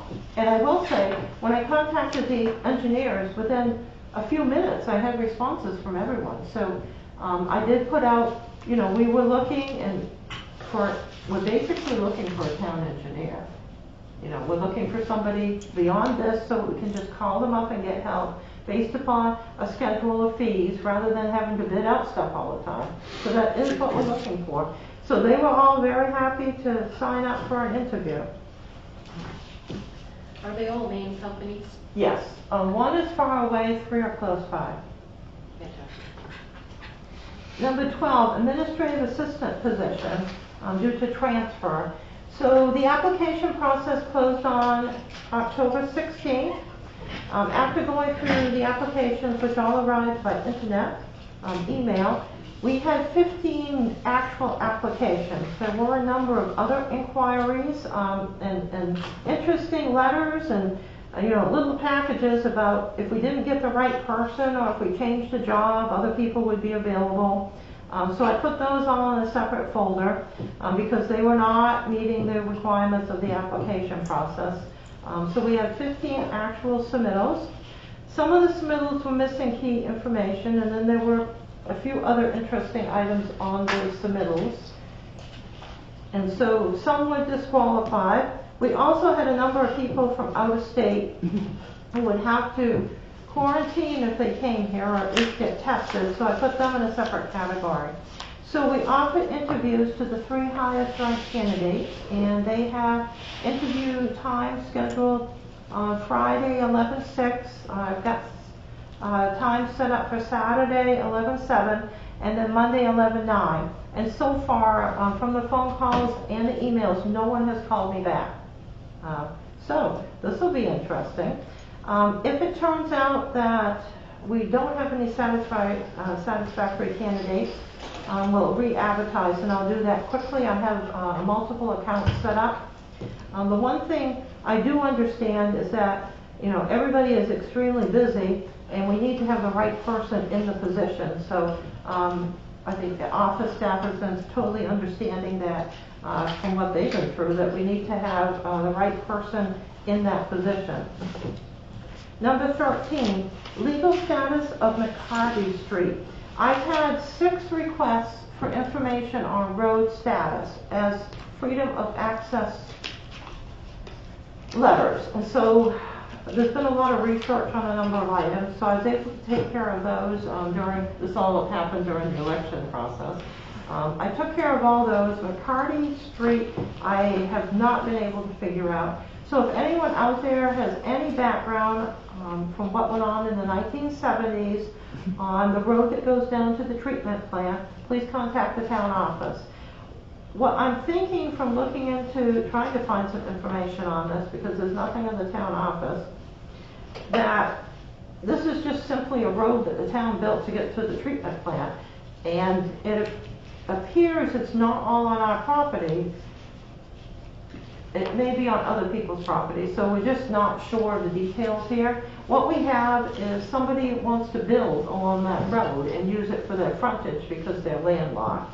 And so this is it will be a legal issue once I have enough information, and I'm sure we could probably work something out, but we need to know, is that a road? Is it just a driveway?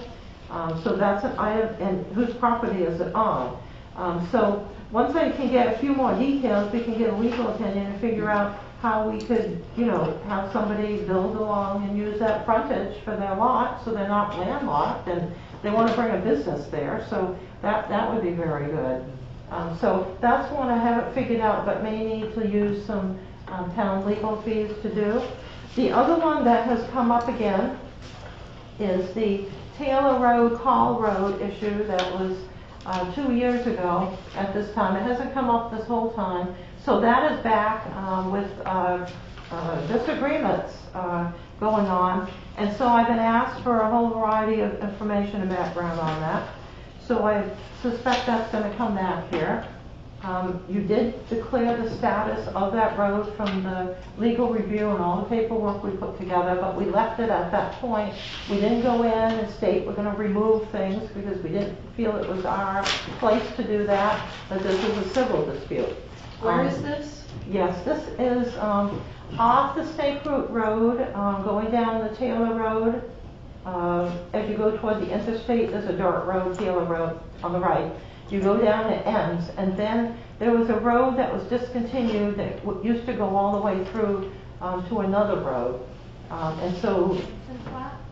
Is that- yes, comes out way, of way Johnson down on Flat? Johnson Flats, but I'm not sure if it's in Pittsfield or Clinton, because that's I think it's I both. think it's Clinton. It goes through and then crosses, because Johnson Yeah. Flats, when you go out far enough, it goes into Clinton. Yeah, I'm not sure where the discontinued road ended up, but yes, another confused area, yes, down there. So that one may come back to you all. I tried to go through the whole reason why we Because they didn't. want it to be a road again? Is that the argument? Well, it started out after it was discontinued that people wanted it laid out because they wanted to put log trucks down there. However, a resident to get to their house along there built it up and didn't want the log trucks on it. And so then a fence arrived, and then some gates, and there's quite a, I see. yes, you can see what's going on here. Yeah.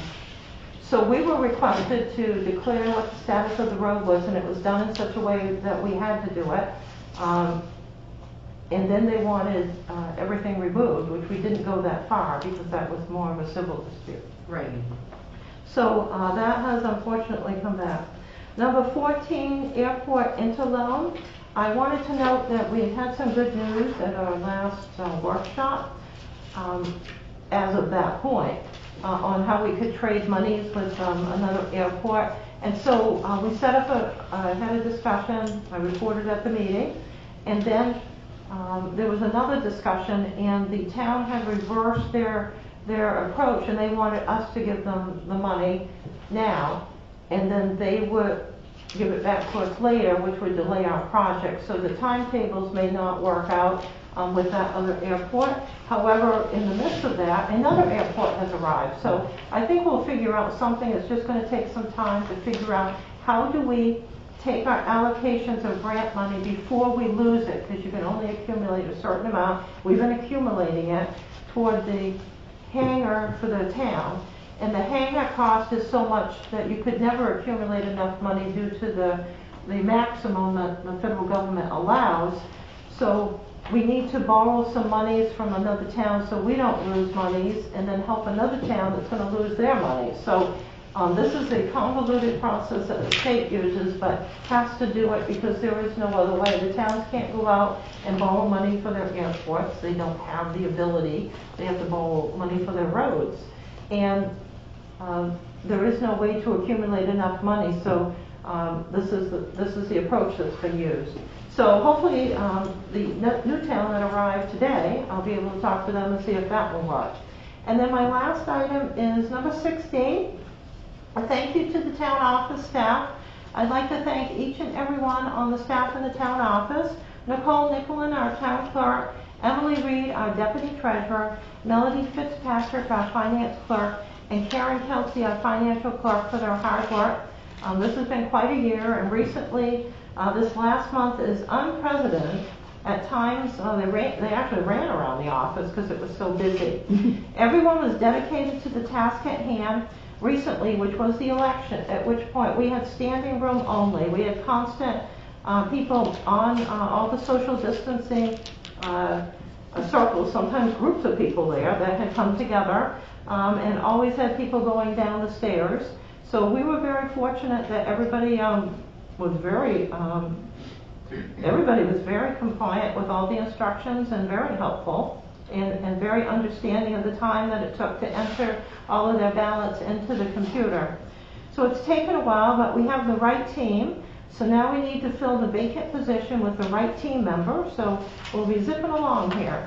And I have to say, last evening when everybody went downstairs, they were all talking about how exciting it would be to get back to their regular work, because it has been totally just elections from mid-September, and especially from October 5, when the ballots arrived. But we were taking in from the moment that the state said, you know, put up the icon that you could order your ballot. I mean, it's just been constant. You have to go through that process, and having absentee ballots takes a lot more time, but it actually, in the end, works out better for the citizens, because the wait period was not too bad here. There was a line constantly.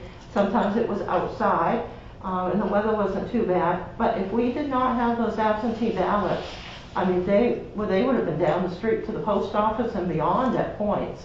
So this worked out really well. So everybody was talking about how exciting it would be to get back to their regular work, and I'll be excited too, because I've been doing the back office stuff to keep everything going, and so I'll get back to my work. So I just wanted to thank everyone because they were dedicated, hardworking, and no complaints. Thank you. Thank you, Catherine. Okay, we'll go on to new business, resolution 20-125. Resolution 20-125, resolved that the town council authorize the town manager to execute the license agreement to use land between the town of Pittsfield and Somerset Solar LLC to allow for cutting of a defined area on map 11 lot 54 owned by the town, containing trees which may shade and or fall on the solar project. Move we adopt resolution 20-125. Second. Thank you. Questions, discussion? So this is just to allow cutting Yes, right now? yes.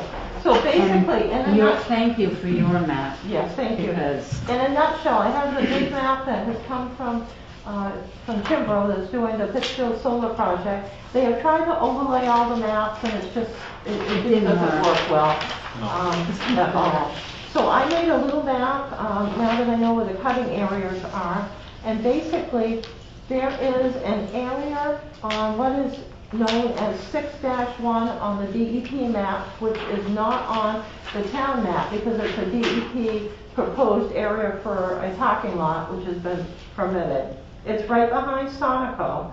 And so there are two areas where they need to cut. One is in wetlands, one is an uplands area.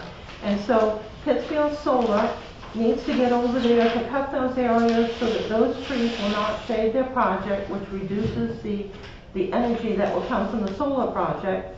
And they also need to cut that area, those two areas, so that the trees will not, we got some huge trees, they will not fall over on the solar project, which is a huge investment.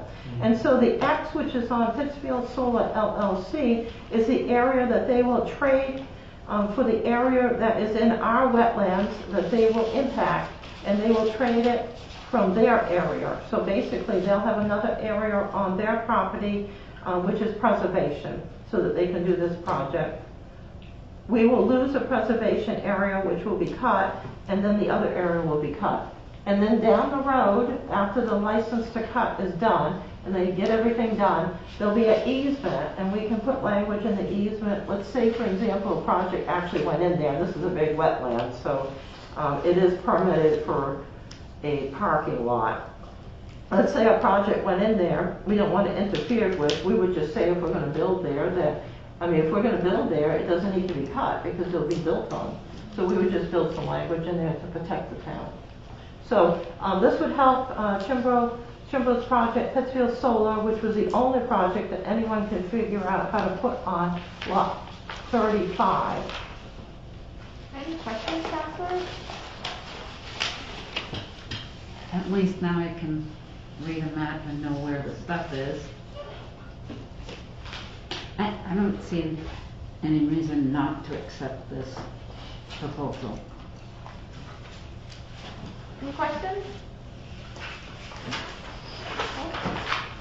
This isn't impacting, it doesn't look like, it's not impacting It's not the line impacting that anything. No, the properties are close to the boundary line between both of them.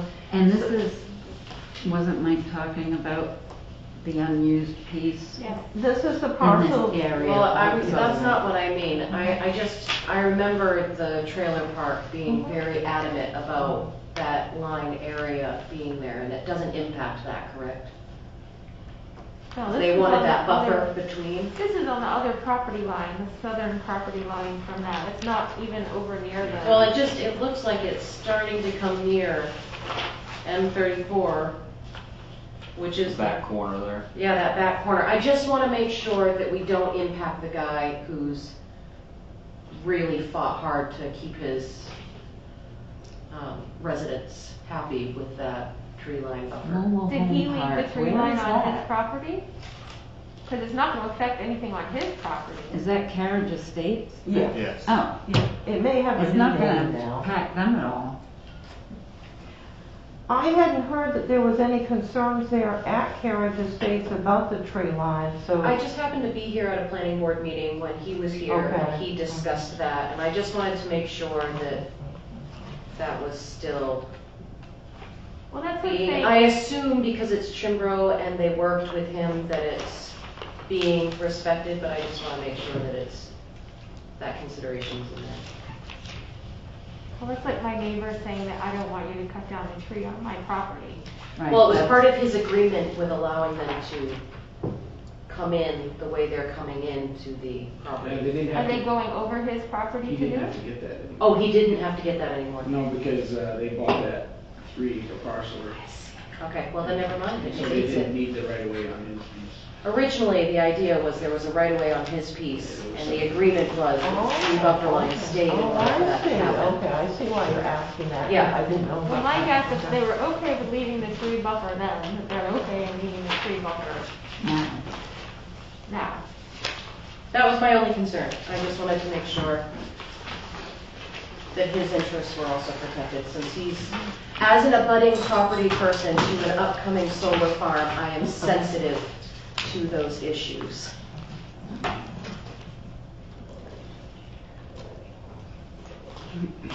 Any other considerations or questions, counselors? Okay, let's vote on resolution 20-125. All those in favor, please say aye. Aye. Any opposed? Not hearing any, that will pass. Resolution 20-126. Resolution 20-126, resolved that the town council accept a grant from Somerset County and the Maine Emergency Management Agency, MEMA, in the amount to not exceed $12,790, and authorize the expenditure of those funds for same, to include waiving the bid policy, Chapter 2, Administrative Code, Section 106, Regulation of Bids and Contracts. Look for a motion, counselors. Move we accept, Oh, go ahead. move we accept resolution 20-126. Second. Thank you. Discussion? So this is the general language for the acceptance of grant funding, and because bids were not received for this, because they went to who they perceived would be the low bidder, and probably would be, I did add on the language of waiving the bid policy just to make it easier. Any questions, counselors? So was there any strings attached to this? What's a WatchGuard cruiser camera video system? We're not down here yet. So I did receive, I did ask for a copy of the grant application, and I got a couple of pages here. So I don't know that there are any grant stipulations or not. Oh, we don't know, okay. Yeah. This is this what the chief was hoping to be using that money for? Yes, and so what he is asking for that to be used for is body cameras. And it has a server that is dedicated to it, to archive the videos, which are very large files. So this is a good project. It's from the Maine Emergency Management Agency. So if it's a grant that I think it is, you submit your projects. Each town gets allocated a certain amount of money for some of these grants that Somerset County has, and then you submit what your project is. The county puts the application together.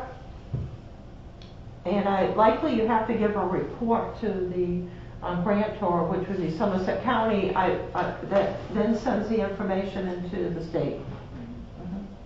I don't know if there's a requirement that you have to keep them for any period of time, but if you had body cameras and with the cost, I think we'd be keeping them for a long time. Yeah. Any other questions? Okay, let's vote on resolution 20-126. All in favor, please say aye. Aye. Any opposed? And that will pass. Resolution 20-127.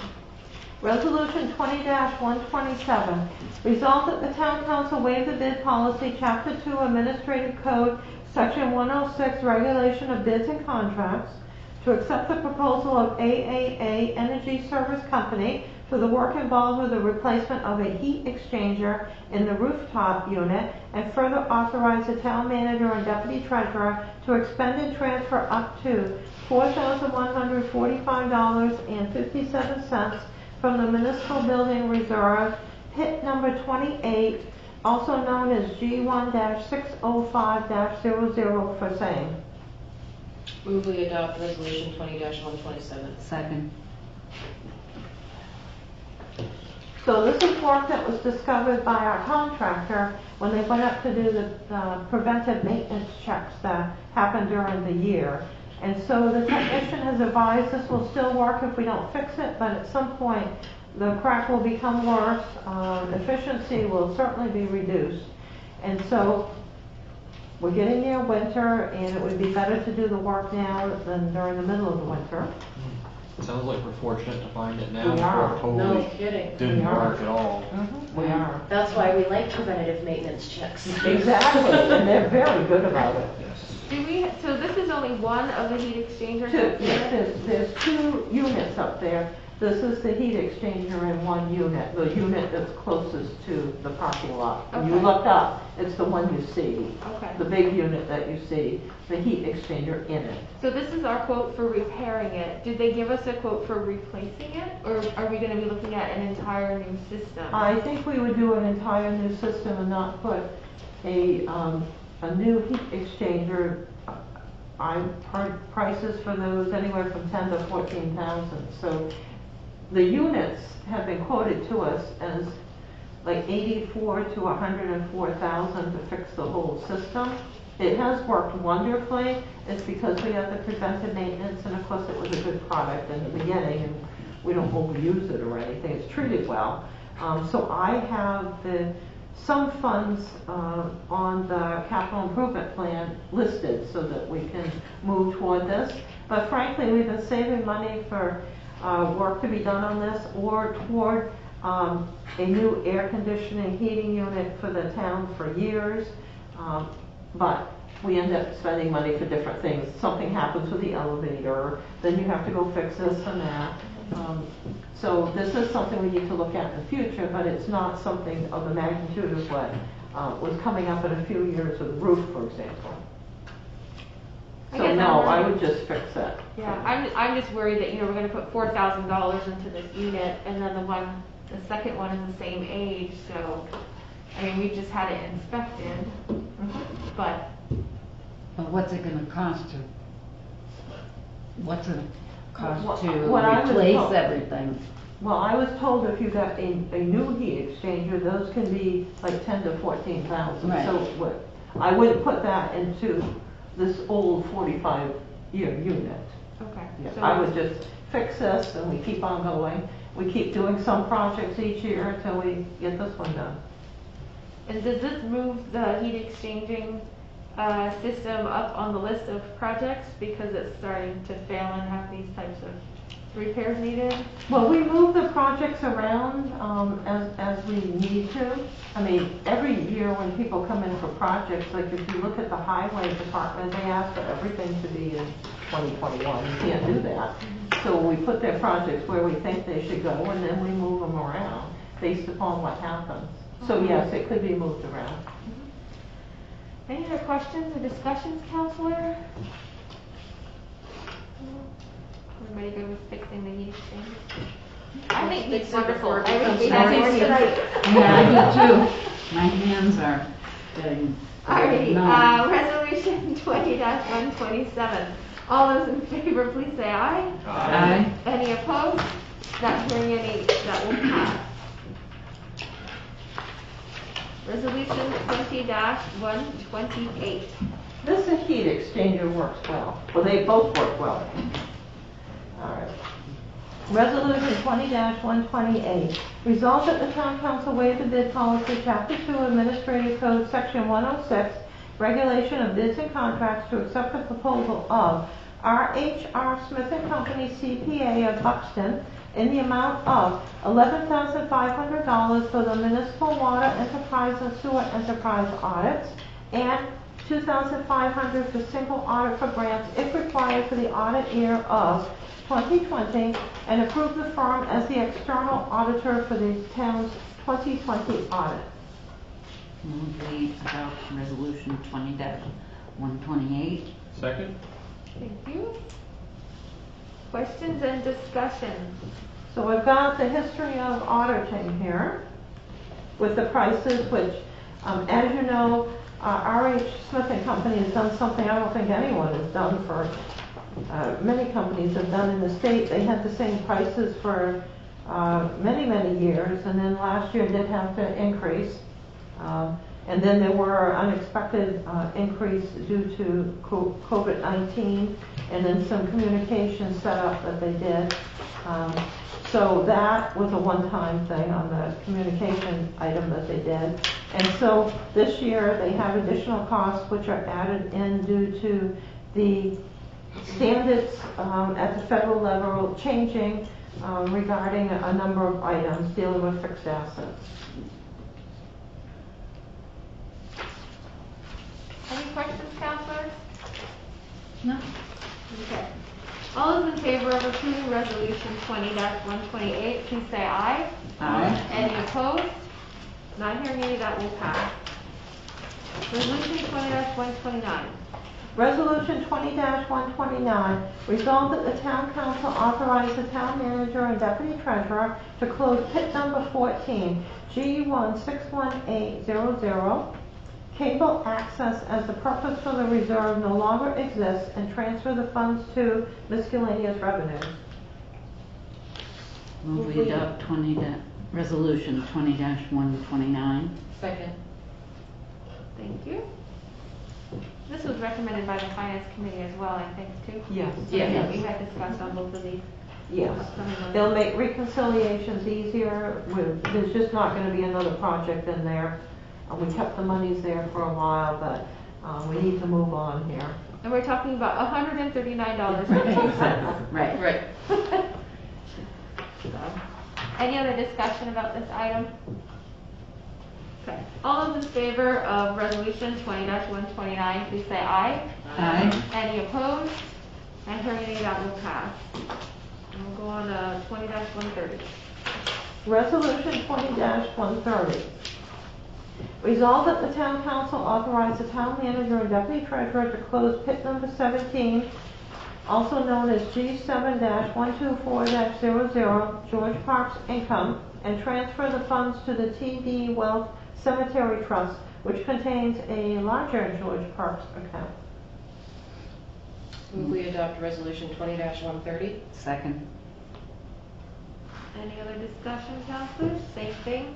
This is the one that you had to check into to make sure it could be, Mm-hmm.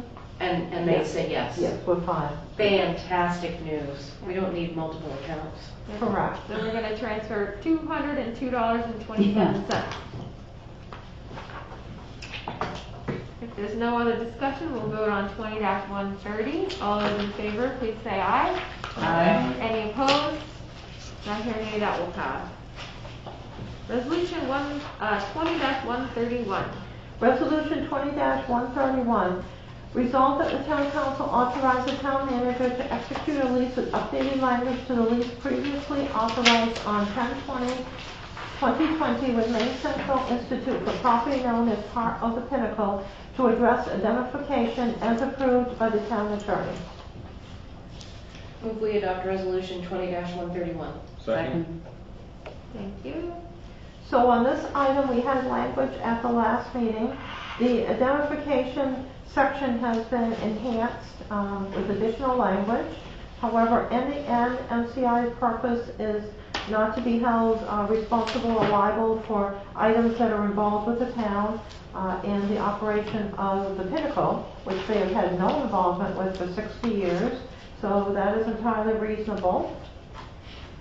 The town attorney asked for an additional sentence to be added. That was approved by the insurance company, the town attorney, and then MCI has added an additional sentence regarding the coverage that the town has, which is fine.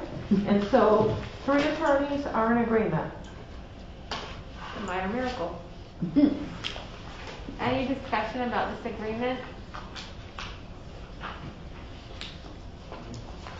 Not hearing any. All those in favor of resolution 20-131, please say aye. Aye. None opposed. So that will pass. Resolution 20-132. Resolution 20-132, resolved that the town council authorize the town clerk and town manager to apply for a grant of $5,000 to reimburse the town for COVID-19 response costs for the election through the Center for Technology and Civic Life, accept the grant, execute all necessary paperwork, and to expend the funds for same. Move we adopt resolution 20-132. Second. Discussion. So I this have is, a question. yes, Didn't Nicole get a grant this is the grant, yes. that, We have to like, for accept the, it. she got the circles Yes. and the The board tables. upstairs and all of that? Yes. I will tell you that, She was tickled. Nicole is very, very good at price shopping. So, I did check into this, the website looked good, she had 5 questions to answer, 3 of which I gave her the information on. She needs to write a little paragraph stating what she spent the money on, and we're done. It's the simplest thing I've ever seen. And Sounds like the best grant. unusual. I think it's because it was an unusual election. Any other questions, counselors? Okay. All those in favor of resolution 20-132, please say aye. Aye. Any opposed? Not hearing any, that will pass. Discussion items. There are no discussion items because it's a budget meeting afterwards, a very quick one. All right, we will go on to reports. Colonel Wiley, do you have anything for us tonight? No report, no. Excellent. Council members, Matt. No report, thank you. Okay. Amanda. First, I would like to thank Mike, who's already left, for updating us on the peak business. And I'd like to thank the Colonel here for attending as well and sitting through our discussions. I do want to thank all of the MCI students for all they did with their community service days. They did a great job. It was wonderful to see them all out and about working through the community on those days.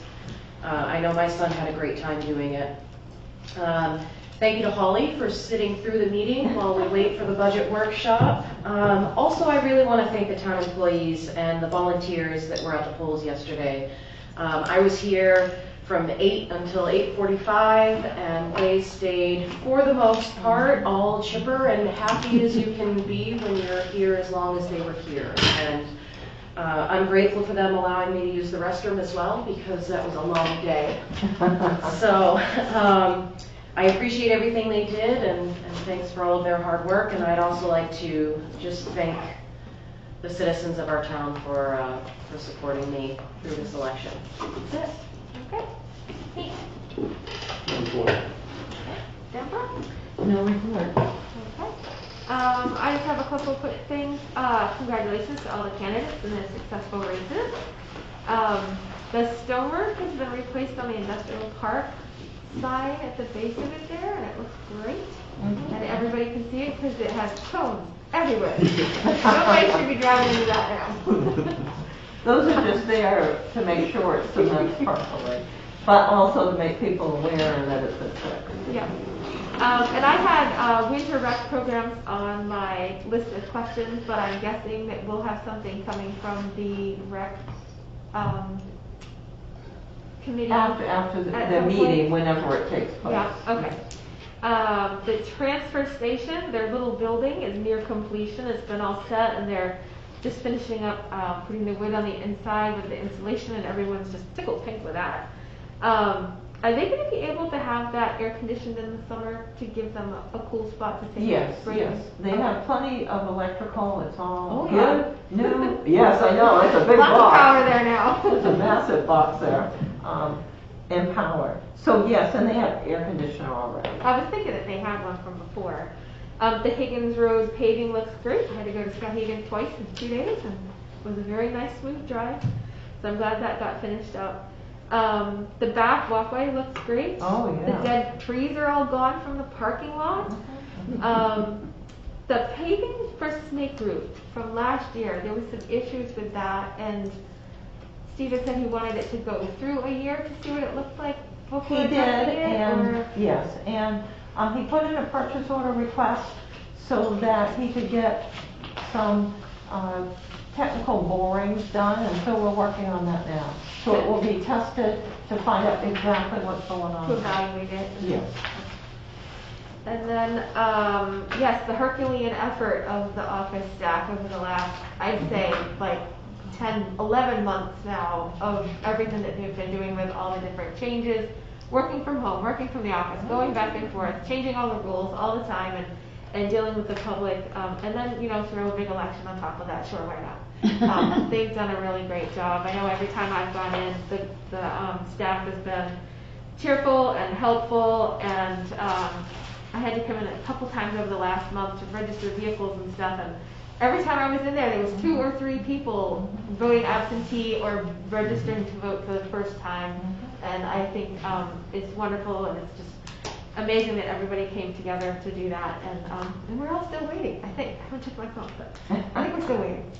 But yeah, so thank you to everybody in the town staff and everyone that's been working so diligently. Actually, I have a question, Catherine. Do you have a count of how many new registrants we had? We're going to Because put I that saw together. something, probably like 300 to 400 people who were changing addresses and registering for the first time. It was incredible. We're gonna put the statistics together. I've never seen so many people. People have said they've been here sometimes for 20 years, they haven't registered. There are people that have moved in the last 7 to 10 years and down. They had never come in, they had never voted, they came out. So we had a lot. And then new people moving to town. That was incredible. So, I'm yes, excited we'll to have hear some- those statistics because I couldn't believe the traffic going in It was upstairs constant. having to do that. There were, the ladies were constantly at the counter. We were constantly running around getting copies of things. It was amazing. I've never seen anything like it. I don't think we will again. I love those absentee ballots. Yes. I'm really Especially appreciative now. of the townspeople for bearing with the town having to do the one-way traffic thing. Oh, yeah. It became a joke. Well, they It ran was around, they're running around here's the your building. second term, here you go. And You have to take it all in stride. We're fortunate that half of the people who voted absentee. Because Yeah. can you imagine the lines if not? I remember seeing how long those lines were, so I couldn't imagine if it wasn't. Just the that. idea of standing in line, even 6 feet apart, with all those people on such an important day, I just said, no way. In the morning, just to give you an idea of how long that line was, you know the second round of Right. cars where the dumpster is? Yeah. It was wrapped all the way around that. I bet those people in the end waited 45 minutes to get in. Wow. They were dedicated. Holy moly. Council, we'll look for a motion to Move. adjourn our meeting, and then we'll go take maybe like, a 3-minute break, Move and then run adjourn. right into our budget. Second meeting. All those in favor? Aye. Okay.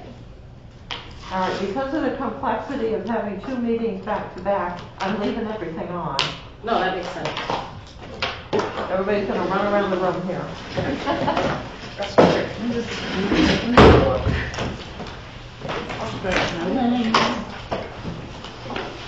All right, Holly, can you hear me? Poor Polly. Oh, let's see. Can you hear her all? Hi. Hi there, you've been very patient. I like Wonder Woman. Oh, thank you. Well, it was okay. I kind of was in and out, and I helped my son do his homework and did dishes and laundry. All right. So it's okay. You got a lot done. Okay, great. Yeah, yeah.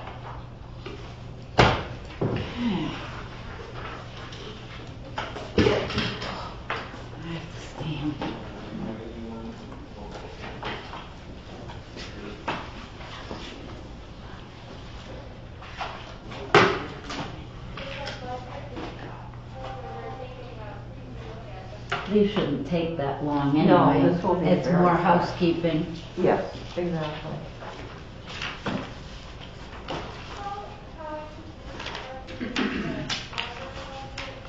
So the town managers were on the internet on their email listserv talking about how they and the town clerks, everybody's planning these like mini vacations to recover from all of this. Yeah. I can imagine. It's like just nonstop. It's just been one thing after another and It it will is. keep changing. Oh, I and- know, but everybody through this has become much more flexible. Everybody in the office staff, I'm more flexible, you just have to sort of just go with it. Right, exactly. Well, and I think most of the residents now feel the same way. I know before COVID, things were not exactly pleasant there for a few years, but when push came to shove, people came together, so I hope we see more of that. Catherine, I don't know who's in charge of it, but the lock for that public bathroom, it needs to be fixed. It Okay. doesn't lock very easily. I meant to mention that before because I noticed it yesterday, but Okay, yeah, it must be doing something new. it looks like the screw on the bottom part came out, and so now it's kind of, Okay. We'll get that fixed. I'd hate to walk into somebody standing at that urinal.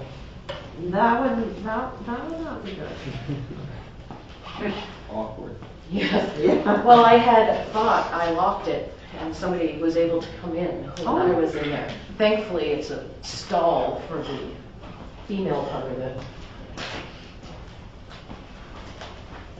We're fortunate, this whole setup has worked out wonderfully, during COVID-19. Yes, I feel bad for the towns who don't have the same kind of building that we have. I know. And then, of course, you must have heard about, there's been a few town offices that have closed down because of the quarantining process and having to do the testing. So we had a few scares that it turned out to be negative, but if it had been positive, we don't have to quarantine. So we had to separate everybody as fast as we could. Of course. And keep all the cohort, again, back like we did in the beginning. Yeah. Because we had all started coming together, because you could take out major departments, Absolutely. or the whole office. I think Yarmouth had Yes. to close for 3 days. Yeah, Wells, there were several down there, a couple of little towns. Yeah, it's a interesting process. Do we have a separate agenda for tonight? I just had a sheet. It was just. Yeah, it was the very last page of our packet. Oh, Yeah, it's a sort of a combo thing. I see there's some things that are added on there. I did, yes. We talked at the last meeting about moving things around so everything wasn't all congested at the end. So at the next meeting, next week, I've added on water and sewer. Okay. And I may add transfer station on because I'm not sure you're gonna spend too much time overall on the capital budget, more than an hour. Yeah. Well, and then, I mean, the finance committee has already looked at the initial drafts of budgets, and I think the different departments have done a great job trying to keep costs down, making sacrifices in order to keep the budget from being too high. okay. We're still looking at 7%. Yeah, so it's I still know, gonna go I mean- through the budgets again here. Yeah, that's before the school budget. Yeah, that's considerable. Compared to what we had, I mean, we had what, Wow. 9 last year. You know what? We had like 9 last year, was it? And like 10.2 or something the year before. Yeah. Well, what happens is when you don't plan for the future, Yeah, that last one is, yes, this is what that's happens. the one we're gonna look at. And everything you have is starting to break down and crack up and blow away or whatever. You have to do it. But it comes to a point where you can't get anything from nothing. Right. If people don't have it, they're not gonna be able to. Right. Yeah, and this is I definitely. agree. It's- We I know, this council has for 2 years been caught in a very bad position because, we need this stuff, but how do we determine, and we're not gonna make everybody happy, because that just doesn't happen. Okay, we are going to open the council budget workshop scheduled directly after our previous meeting. This session, we have on our agenda tonight, review of budgets for recreation, library, airport, theater for building maintenance, general assistance, and unclassified expenditures. I would really like to start with library first, so Yes. that we can Yeah, get so Holly, Bill. going here. You've been waiting we so can- patiently. Thank you, Holly. You're welcome. All right, very good. So the library is on page 34 of the budget book. The library budget comes in at $200,133. It is a decrease from last year of $3,417, mostly due to moving how the maintenance and the work will be done on the building. That is a decrease of 1.7%, and we have our librarian here on Zoom.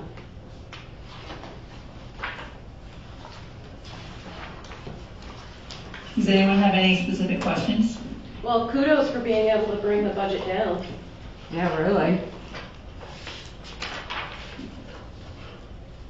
Holly, where did you find, it's 3417, Catherine, you said, was the decrease? Yes, the decrease is $3,417 or 1.7%, and she has made a change in how the work to be done to the library, the repairs and renovations would be done. They will be done not through the budget from now on, but through the reserve account. Oh. And what was that again, 3,000? 417. 3417 That's what, okay. reduction. Well, I feel like we should all ask you a question because you hung in there with us over the other side. But then on the other side, I want to be like, no questions for Holly. Yeah, Whatever. really, because she's done everything with Brought it us. down. Honestly, that'd be the best result, so, Yeah, We no, think you've done a spectacular job. yep. And this is your Thank you. first full year as a librarian with us, correct? Yep. As our head Correct. librarian. So you're coming up on your anniversary, so congratulations on that too. You really Thank have you. done, you've really done a great job, Holly. Thank you, I appreciate that. This has been one heck of a year. Yes, it has. Holly, I do have one question. How long does your contract with the Zoom license last? I know that that was a service offered to you guys. How long do you get to keep that? I believe it's 2 years. Okay. I just want to make sure, because we don't know what's going to happen, that you have it for long enough to be meeting the needs of the residents. So the town got one too, and the library got theirs, I think, paid for. Right. Through another The source. state. Through the state. So we may be able to combine, because we got the maximum one, so you have unlimited service, so we all may be able to do that. We just need to figure out how 2 people can be on it and schedule things. So, So we'll look at that. as an option, if the grant type services for the Zoom expire, would you be able to use your funding that you put in for live events towards that in order to be able to continue? Oh, absolutely, absolutely. Okay. Because part of, even with the events that we're doing, some of them aren't costing anything. And the ones that I really would like to do, that we could do through Zoom, they don't cost as much as they used to. Right, right. Okay, that's good. I have one more question. Sure. When's our next book thing? The most roast and toast? Yes. So I I asked for 87 Nutrition if they'd like to be the next one, but that was just before their grand opening. So she wanted to, but couldn't really commit at the time. So I'm gonna attempt to ask her this week, and if not, then I thought Biddles actually would be a great one to do next. And then I want to do Outlet and Brewery, and Yeah. that's a great, I love that program. It's fun. Me too, I have a book already, so. Maybe do Outlet before it gets too cold. They're not gonna be able to. Yes, let's do Outlet before. Yeah, they're still gonna be outside. Unless they could be hosted at Vittles. I wonder if they could do that. Maybe, I don't know. Anyway, it's an awesome program, you're Yep. doing some awesome, great programming things there. Does anybody have any other budget questions for Holly? No. No. Okay, so everybody's good with what we've got here? Are we voting or just, I can't remember. By consensus. General consensus. General consensus that this is a good budget. Thank you, Holly. Thank you. Thank Have you. a You're great welcome, night. thank you. Thanks for hanging in there. Thank you, Holly. No problem. You're welcome. I'll talk to you soon. And then next we've got, let's go up to recreation, Catherine, or do you want to save that until after the rec committee meets? No, You that's said fine, they let's weren't go gonna- forward. okay. Yeah, they had indicated that they were not going to be affecting the budget this year because they felt they couldn't, it was not proper of them to do that because they can't do a full analysis of everything, so they were very good, instead of just coming up with, hey, let's add this or do this. So, So they're back one page, on page yeah, 33. so recreation is on page 33. It comes in at $79,242. It is an increase of $9,009 or 12.8%. Some of this, or a majority of this, deals with the fact that we were reducing the amount of the part-time employment by what we perceived were the percentage of hours that were being dedicated to sports activities by taking money from the recreation concession account and subtracting it out, so that we would credit whatever the figure was that year. And so this year, instead of having the amount that we would have had in there for recreation concessions, we only have 5,000 instead of 10,000. So what did you say the increase was? Yeah, so the increase for recreation is $9,009. Yeah, So 9,009 or a 12.8% increase. Affected a little bit over half because we are not crediting as much money from the recreation concessions account because we have not had recreation concessions on Right. there, so we haven't generated the money. So I'm using what we can use. Catherine, I see that the wage for the instructors and stuff is $12.15. Is that what it's going up to? Yes. Minimum wage? Yes, minimum Okay. wage would be 12. I just wanted to make sure we were covering it enough. Yep, very good. I'm wondering if we need to make adjustments to this regarding,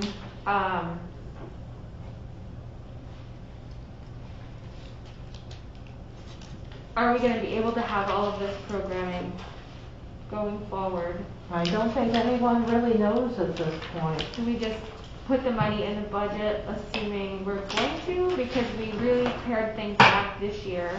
Even like the pool attendance, we didn't have the arts and crafts and things like that.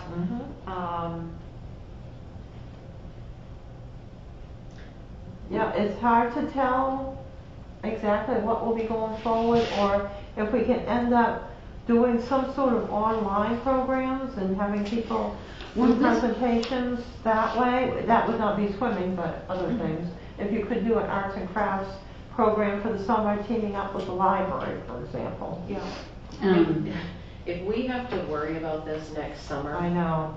I will be so disappointed if the pool can't run, if It's stuff like still that. gonna be with us next summer. That's- I know, but It's if we gonna have be to with us give for a it long to this time. extent, It's a given, it's still gonna be here. right.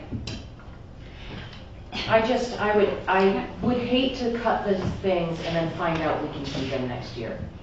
Well, the other thing too is that this budget usually gets balanced by revenue through signups. Correct. But Yes. we don't have we ran programs this year, but we didn't have the amount of signups we usually have. Because we could. So our revenues are gonna be down as Right. well, and then if we commit, I'm just worried about committing $80,000 Right. in the budget to this programming, when we can certainly use that money elsewhere. So, With the $9,000 increase, what is that in all right, so. particularly? Yeah, so $5,000 is because we could not commit enough monies that we committed last year from concessions. So Okay. $5,000 less is committed from concessions. We have a balance in the account, but we're gonna be close to wiping it out, and I just kept a little bit in case something happens to the building. Okay. But on this particular budget, I want you to remember, we're set up a little bit differently. We have enterprise accounts for all the sports accounts. So the only item that gets charged to this budget is everybody's time here, because we can't divide everybody's time up between 8 sports and cheering Right, accounts. That would right. be a nightmare. So all the time gets put here, and then the monies from the recreation concessions, where we were making lots of money, would be then put against this budget to reduce the amount of what the salaries were based upon a study that we did. So we can only commit half of that this year to this account. So what really costs the money is the swimming pool. The last time we figured out the cost, the swimming pool lessons would have had to have been $139 each in order to cover the cost. Running a pool is very expensive. And you know what we charge, Exactly. small amounts, because nobody could afford that.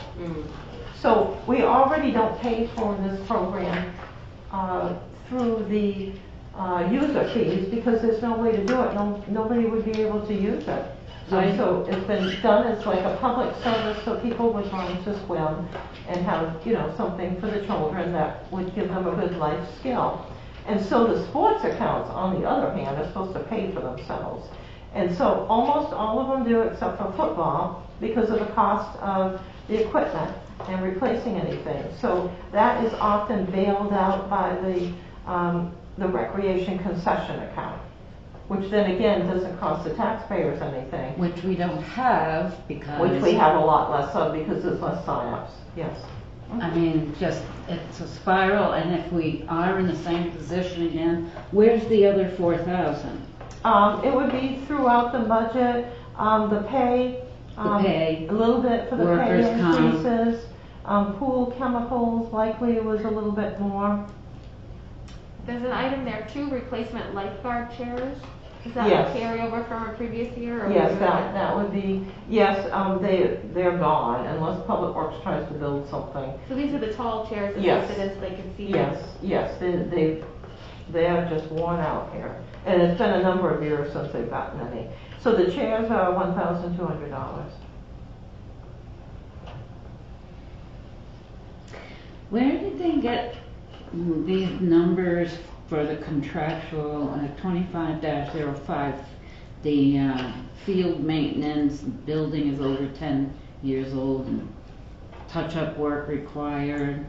All right, so the Who field. determined that figure? Okay, so that is determined by Manson Park. So if we have all of the events and activities at the park, we'll be charged $4,000. If we don't, we won't need that money. So that's why this is sort of a guessing game. I put the budget together as though we were going to run the programs. Which building is this referring to? The pool building? Pool building, yes. The pool building does need repairs. Each year there's something there now because it's, It just doesn't say what, there's nothing there to say what. Well, that's like one of the smallest. $4,000. Because each year is different, Right, yeah. but, Each year you can run what the expenses are and the repairs and the items that you purchase are different. field maintenance, Mhm. $4,000? It'd be like mowing. It's all the The work to gravel. prepare all of the fields. Now, I used to try to charge this to all the accounts, but So is this money going to Manton Park? Yes. If there is field maintenance, now some years, we've been able to do a lot of it ourselves. Some years, like this year, we're not gonna be charged it, because they didn't run all the programs down there. We only ran some early on. We may be able to, Take that you know, out. right, Yeah. take that out altogether and say, if you want to have those programs, then it's pay to play. Yeah, this is true. That could happen. I mean, I don't wanna say that, I mean, we're a small town, we don't have a lot of recreation, there are a lot of people who can't afford a swimming pool, or, you know, their children aren't athletic, or whatever, but we also have to look at the reality of what we approve and what seriously needs to be done. I don't wanna hack away at the recreation, and yet we have to find another source to help with the costs. And I think that needs to be made clear to the residents, that this can't just keep coming out of tax dollars, just like the theater. Eventually, this is gonna be, if the COVID-19 and we have all the restrictions, I think we see the reverse, and it just puts us in a hole. So during those years when we have lots of sign-ups, I mean, of course, the whole enterprise system in which your revenues are supposed to equal your expenditures works Right. out fine. But- It works out very good. Often we have little balances left. Soccer usually makes money while football loses, so we use the recreation concession account to balance that out, and it works out really good. It's a But lot we of can't- bookkeeping, But we can't count on that, because Right. we don't know what's gonna happen. we don't know what will happen next year. So until this year, the system we have works out great. Catherine, how many years has it been since we've actually run the arts and crafts program? We didn't have it this year. Did we have it the year before? I thought they did, yes. I didn't remember seeing the sign up, so I wasn't sure. I mean, that's $6,500, and of all of these things, as much as I hate to say this because I'm an artist and I'm a musician, of all of these things, that's the only thing that's inside. And if That's we're what? talking about cutting funding, that's What about cutting football? because it's outside. It's also a contact sport. That's right. And We did it as it's all- expensive. You guys are more brave than I am. Yeah. No, seriously, I mean, it's like. I'm getting a Contact little sport. tired of this community. I don't even see being a football football listed. community. That's why I didn't We mention have football. fought a Do hard you see that that's fight missing? Yeah, it's Kind of Football is not return. listed. yeah. to get the arts out here into the community. So football isn't listed because it's in the enterprise accounts. Okay, I was gonna say, football's not listed here, so that's not even something I can suggest. So really. Well, I have no problem, suggesting it.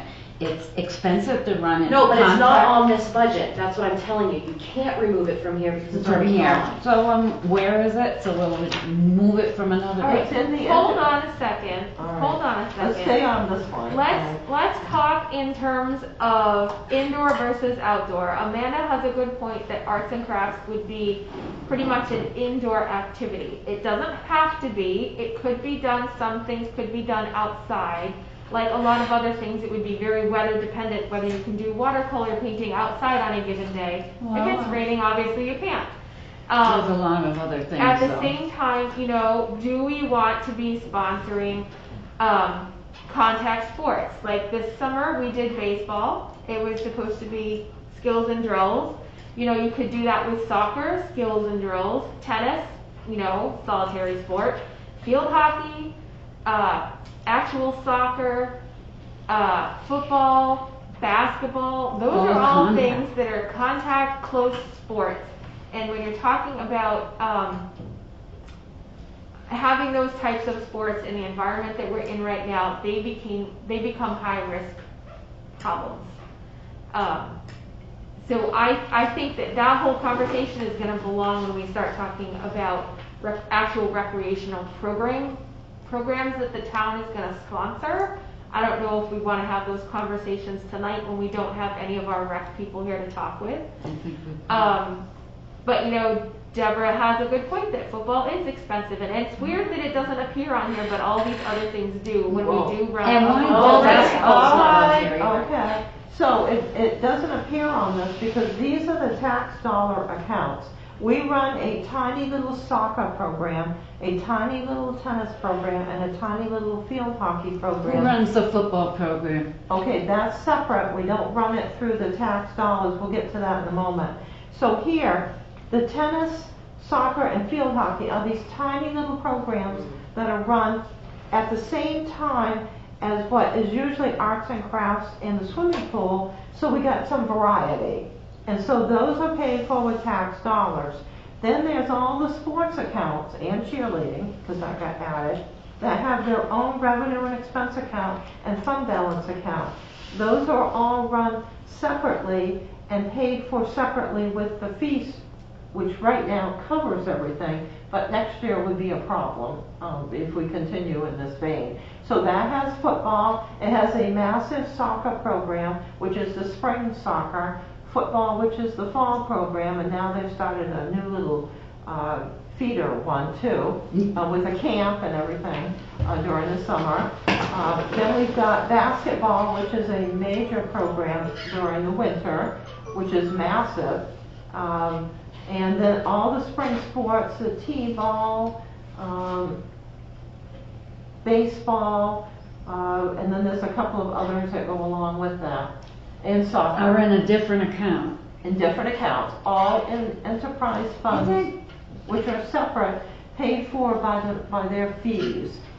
I would like to make a suggestion that we wait on recreation until we get to the account that has the rest of the sports. But we're not going to, because they just pay for themselves based upon the fee Well, then we structure. need to have a discussion about our program before we can make a decision about recreation, how we fund this. So the other programs that Catherine's talking about are the ones that we had the whole discussion about, the baseball, the football, not these. These are little 4-week, 6-week. These are the summer programs. Yeah, they're just a little They're baby not program. Okay. full-grown, travel teams Full season, and whole season competitive, things. full season Okay. type programs. But the other teams are, Yes. and you're saying that they pay for themselves? They pay for themselves as long as we have recreation concessions.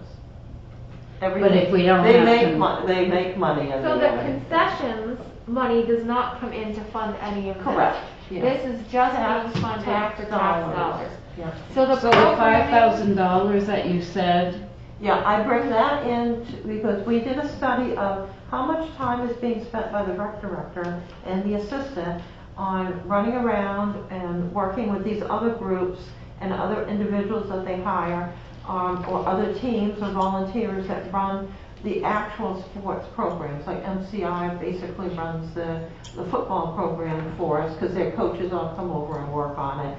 So that time was done in a study, and then instead of trying to break up the time of the people and charge it to 7 different sports accounts, which would make the auditor upset, to say the least, and us doing the payroll, we just come in and bring the recreation monies from the account and credit it to the budget, so you never allocated the total amount of money that you needed in here.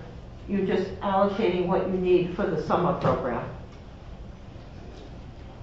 We have to do it that way. If we do it the other way, it'll be a bookkeeping nightmare. So basically, there's a credit in here against the payroll, and you don't raise all of the funds because the amount of money, the amount of time that would be dedicated to the sports activities is covered with a credit back to the budget. Yeah. so am I correct in assuming that our recreational director and our part-time recreational assistant have fewer hours worked this year because we didn't have Yes. that programming? Oh, certainly, yes. So this year in 2020, do we have money left in this budget? You will have, yes. Is that but being we used don't, to we cover other won't, departments? we won't know until after the budget's approved. approved. Because you can't, do you balance, do you make everything even before? No, you would do transfers between the different departments, like generally highway needs money and so. Well, I'm just saying, when do you do them? That's done in December. Before the final budget hearing? The big Or one. I will That's know, for I will next know year. I will know what we need at that time, yes. Okay. Oh shoot, I thought. All right, would you like me to go back and do some cutting in this budget? I can do that. Somewhat? I'll estimate that we'll only have 2/3 of the year will be okay to do activities. I could take a hypothesis and then rearrange the budget for you if you'd like. I think based on what we know now and where we are now in Somerset County, we now have the 4th highest occurrence of cases across the state. And it's increasing every day. So I think because of where we are right now, it's safe to say we are not going to have any programming through December and maybe That would into be the correct. first quarter of next year, because you would be talking about basketball. And there wasn't, I don't think there was any schools that were going to be running basketball programs. I doubt we would have that. So, They're indefinitely delayed. yeah, so, I mean, it's safe to say that we're not going to have any rec programming probably through March. All right, But so that stuff has nothing to do with it's this not budget. in here. Yeah, no, Yeah, yeah. so that doesn't even affect Yeah, this budget, that won't- because this well- is summer. This So- is summer only. But the concessions come back to offset this program. But we have $5,000 worth of concessions that we can use toward this budget, so I've Already. used that and there's no more. Yeah. So I guess what I'm looking at is our rec director and our assistant rec director are not going to be having any hours worked because we don't have any programming to offer. So is all of their hours just from like,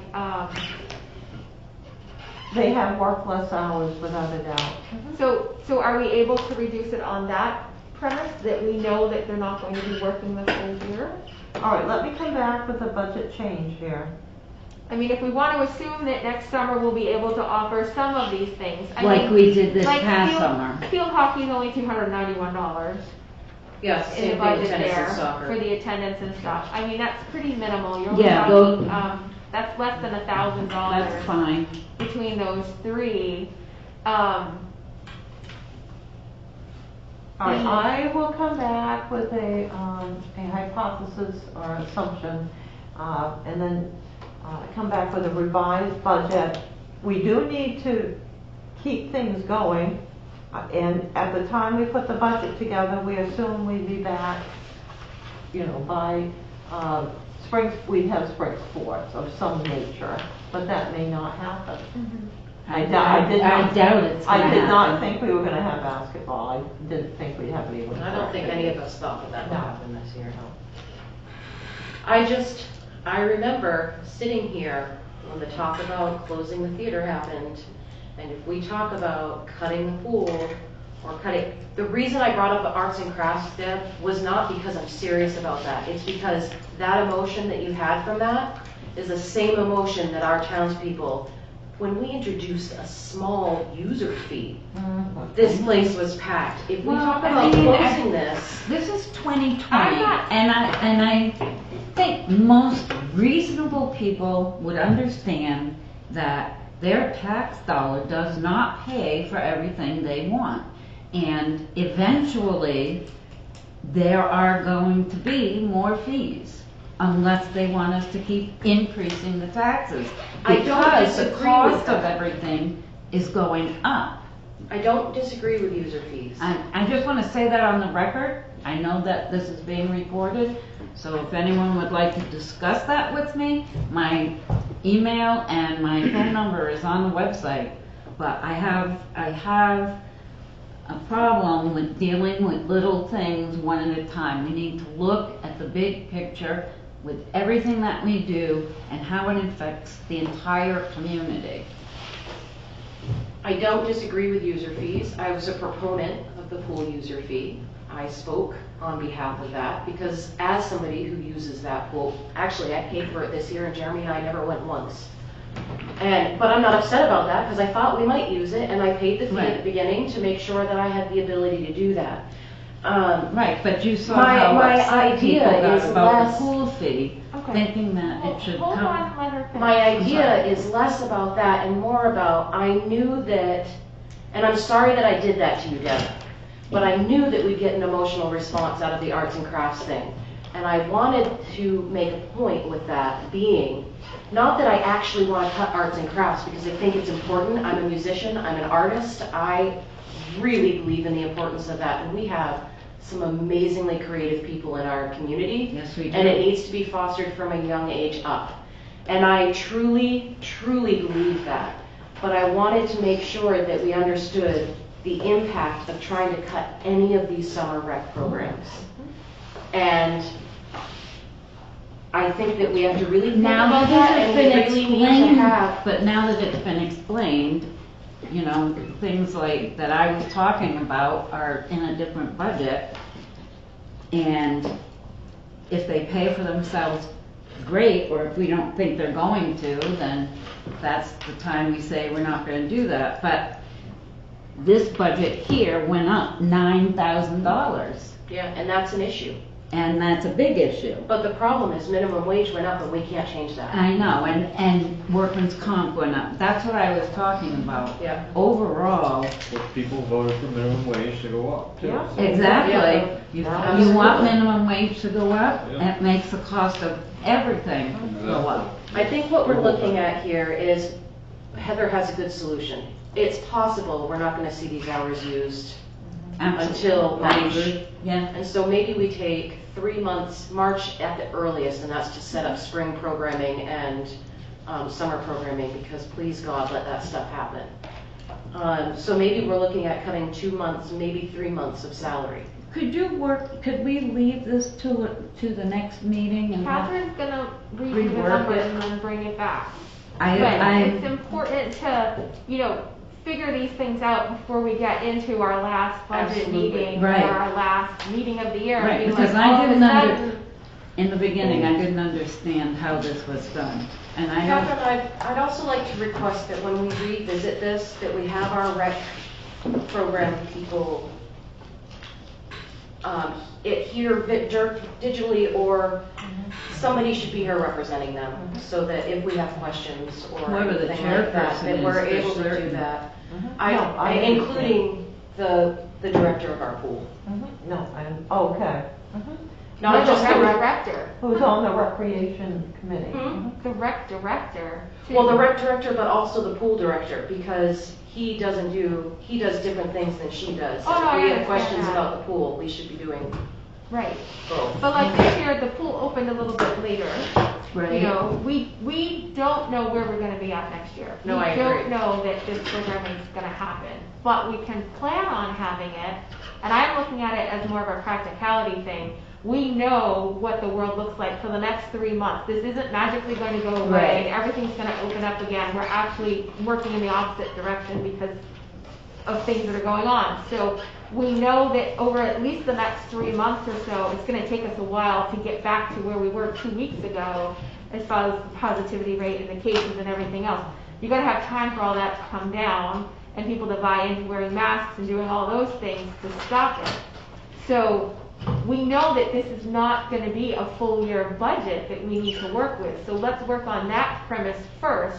And then we can figure out the programming details when we get closer and we have a better idea of what things are gonna look like in June and July and August, and how it impacts the pool, how it impacts what type of instruction can be given, and what other types of programming the rec department and the rec committee is gonna be advocating for. No, I agree. I just wanted to make sure we didn't cut it, because if it can happen, it needs to happen. The summer programming. Well, I wasn't looking at cutting it, but it has a $9,000 increase. Because And- it's not being balanced by that influx of cash Correct. from the concessions. So- And that's something else, you're not gonna have concessions coming in Unless if they we find a can't note. have the programming that draws that. What did they have, I don't intend to draw this out, but it brings up questions. What do they have for concessions that why couldn't they have everything that's pre-packaged? They probably can, but there's issues with that building that need to be Oh, that was the addressed. reason There's some Okay. issues within the building that need to be addressed, as well before as they the fact could use that the building. none of the youth activities that draw people to the concession stand were happening. So there The was no other issue, concession stand. yeah, and the other issue with the concessions is a lot of parents made those concessions. Correct. And that won't be able to happen under the Yeah. regulations that we're in. Right. So Everything So it they was have- almost purely profit for them Oh, yes, yes. because of the, with the exception of their drinks, because their drinks were bottled drinks. There is amazing profit from concessions, which is why the state requires sales tax be paid by the town. Yep.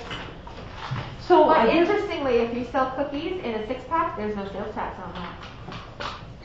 Really? Yes. In a 6-pack, you don't have sales tax? 6-pack of cookies, there's no sales tax. A single cookie sold, there's sales tax on that. Same thing with muffins. A 4-pack of, sorry. That's, Well, you wanna know what? Water has tax on it. It's a convenience thing. yeah. If you buy, well, And it's the not a bottle- and the convenience bottle if tax. you can't have. Well, it's a convenience thing when you're talking about Yeah. concessions. Yeah. so I, So anyway, Okay, So all right. I did want to report in regarding the inspection that took place of the snack shack.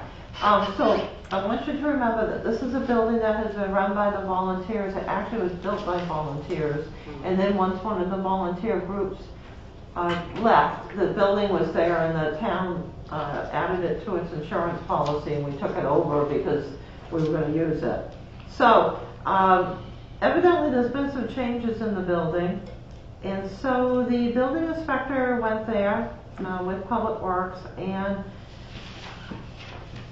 there are some items that need to change, which has to do with the fact that we are running a commercial kitchen in the facility, and so we need to fix that, which means to have the proper hood. And then there are plumbing items that need to be Is that done. because they were electrical- doing hot dogs and stuff like that? Yeah, they're running, the way that this is set up is like a commercial kitchen. you should not have to But, have a hood. Yeah. They're not frying it. Oh, they have a fryer. They have a fryer. They Okay, have never a mind. fryer. Yeah, they do French fries. Yeah, with a big commodity. But is the state gonna Yeah, so, let something like that, I mean, all right, is the so, state gonna regulate? now that we're talking about it, Yeah. probably. Yeah. Yes, I mean, if they're operating a commercial kitchen, then all of that should have been set up to start. Right. Yeah.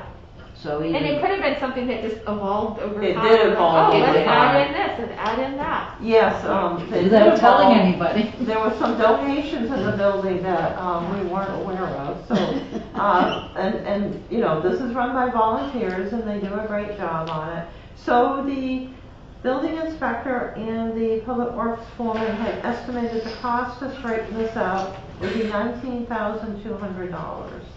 Now, there is another option of moving some of these items outside, so if we made them mobile, and hooked it up outside, we wouldn't have to do all this stuff, so we'll have to look into. So like if the further. fryers moved outside Yes. while they were operational? Yes, yes, and then move them back in, yeah, to secure them, they could not stay outside.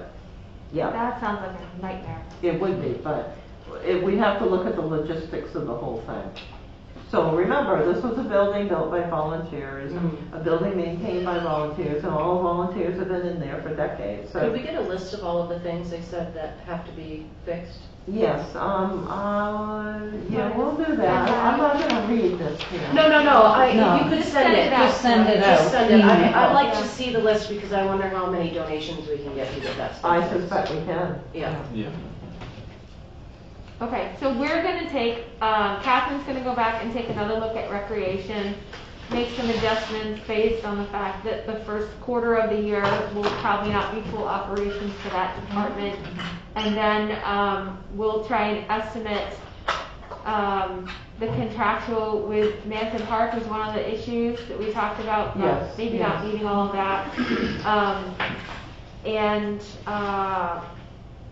When we talk about this again, we'd like to have the rec director and the pool director and anybody from the rec committee that would like to come and join that conversation as well, to try and answer questions about the programming and the outlook for that. Yep. Pete, did you have any questions about this that you want answered for the next time we look at this?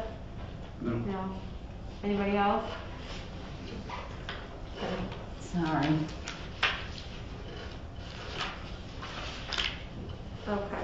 So My we will apologies do- for making I'm that sorry that I instigated larger. you, Well, you but I- know how I feel about it to begin with. which so. is why I picked that one as a thing. And it wasn't because I wanted you to be I've angry been trying to with get me. I've been trying to get a community art program started. No, and I think it's a great And- idea, and I'd love to help And however I it's a can great with idea, that. but you're the first person that has said, oh, I'd love to help. And I've talked to other artists, but that's a discussion for another time. Let's just move on. Let's go on to the airport. I just wanted to apologize for getting you upset. It wasn't my intention to get you upset, I just wanted to kind of prove a point Well, that. now it's out there, everybody knows how I feel, so Yes. it's out there. All right, sorry. Airport. We've got airport. Airport is coming at $26,838, an increase of $41 or 0.2%. It's on page 32 of your regular book. It went up 40-something dollars. $41. Right, well, I went through and reorganized it, and that's what it came up to. Some of the fees have changed, minor items. So what kind of revenue comes in from the leases? Yeah, so the revenue is on the revenue side of the budget, which is with the current fee structure only. For revenues, we have two accounts.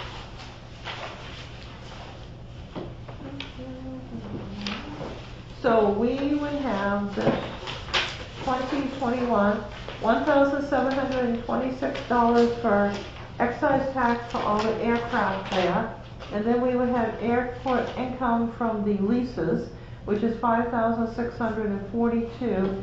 So added together, we would have $7,368. So 7,000 comes in on something that town residents don't even really use. Correct, yep. So that's where I want to get in on the lease deal, but. So we could certainly look at increasing the leases.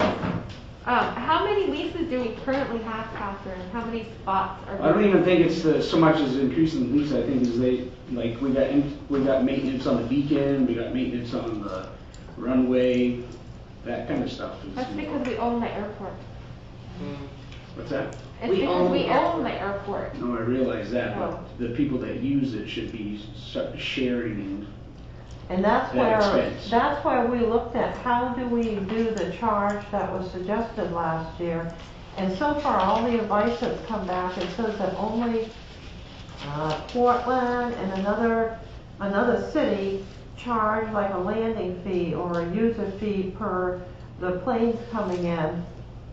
And that's because of their size and all the services they have. They said, on the other hand, you're not like the usual general aviation airport because you have a full-time mechanic there. There's that, you have a seaplane. You're right next to I-95. You have commercial property. Right. You have a little taxi service, they use a vehicle, one of Kayla's vehicles to get in town. They chauffeur them around. So they have other items. So, it's not out of the question. It's just not something that you usually have.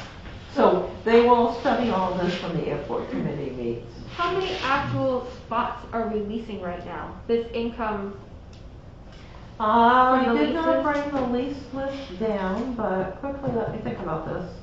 like 6, 10, 15? Yeah, there are overall 1, 2.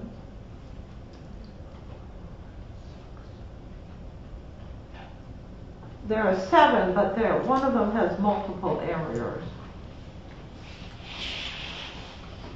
So that is the total of what all the leases add up to. Even when they swap around their parts of their leases last year, it's still, that's the total of what So the they pay less than leases are. $1,000 a year to park their planes at the airport? One of the Pretty lease cheap. spots is for the skydivers. One of the least spots is the skydivers. They pay for that though, right? Correct, but but not as a plane. They have their own little lease. Oh, they're like renting A spot. A spot. Yes, for their little camp. Okay. And then, if we are adding,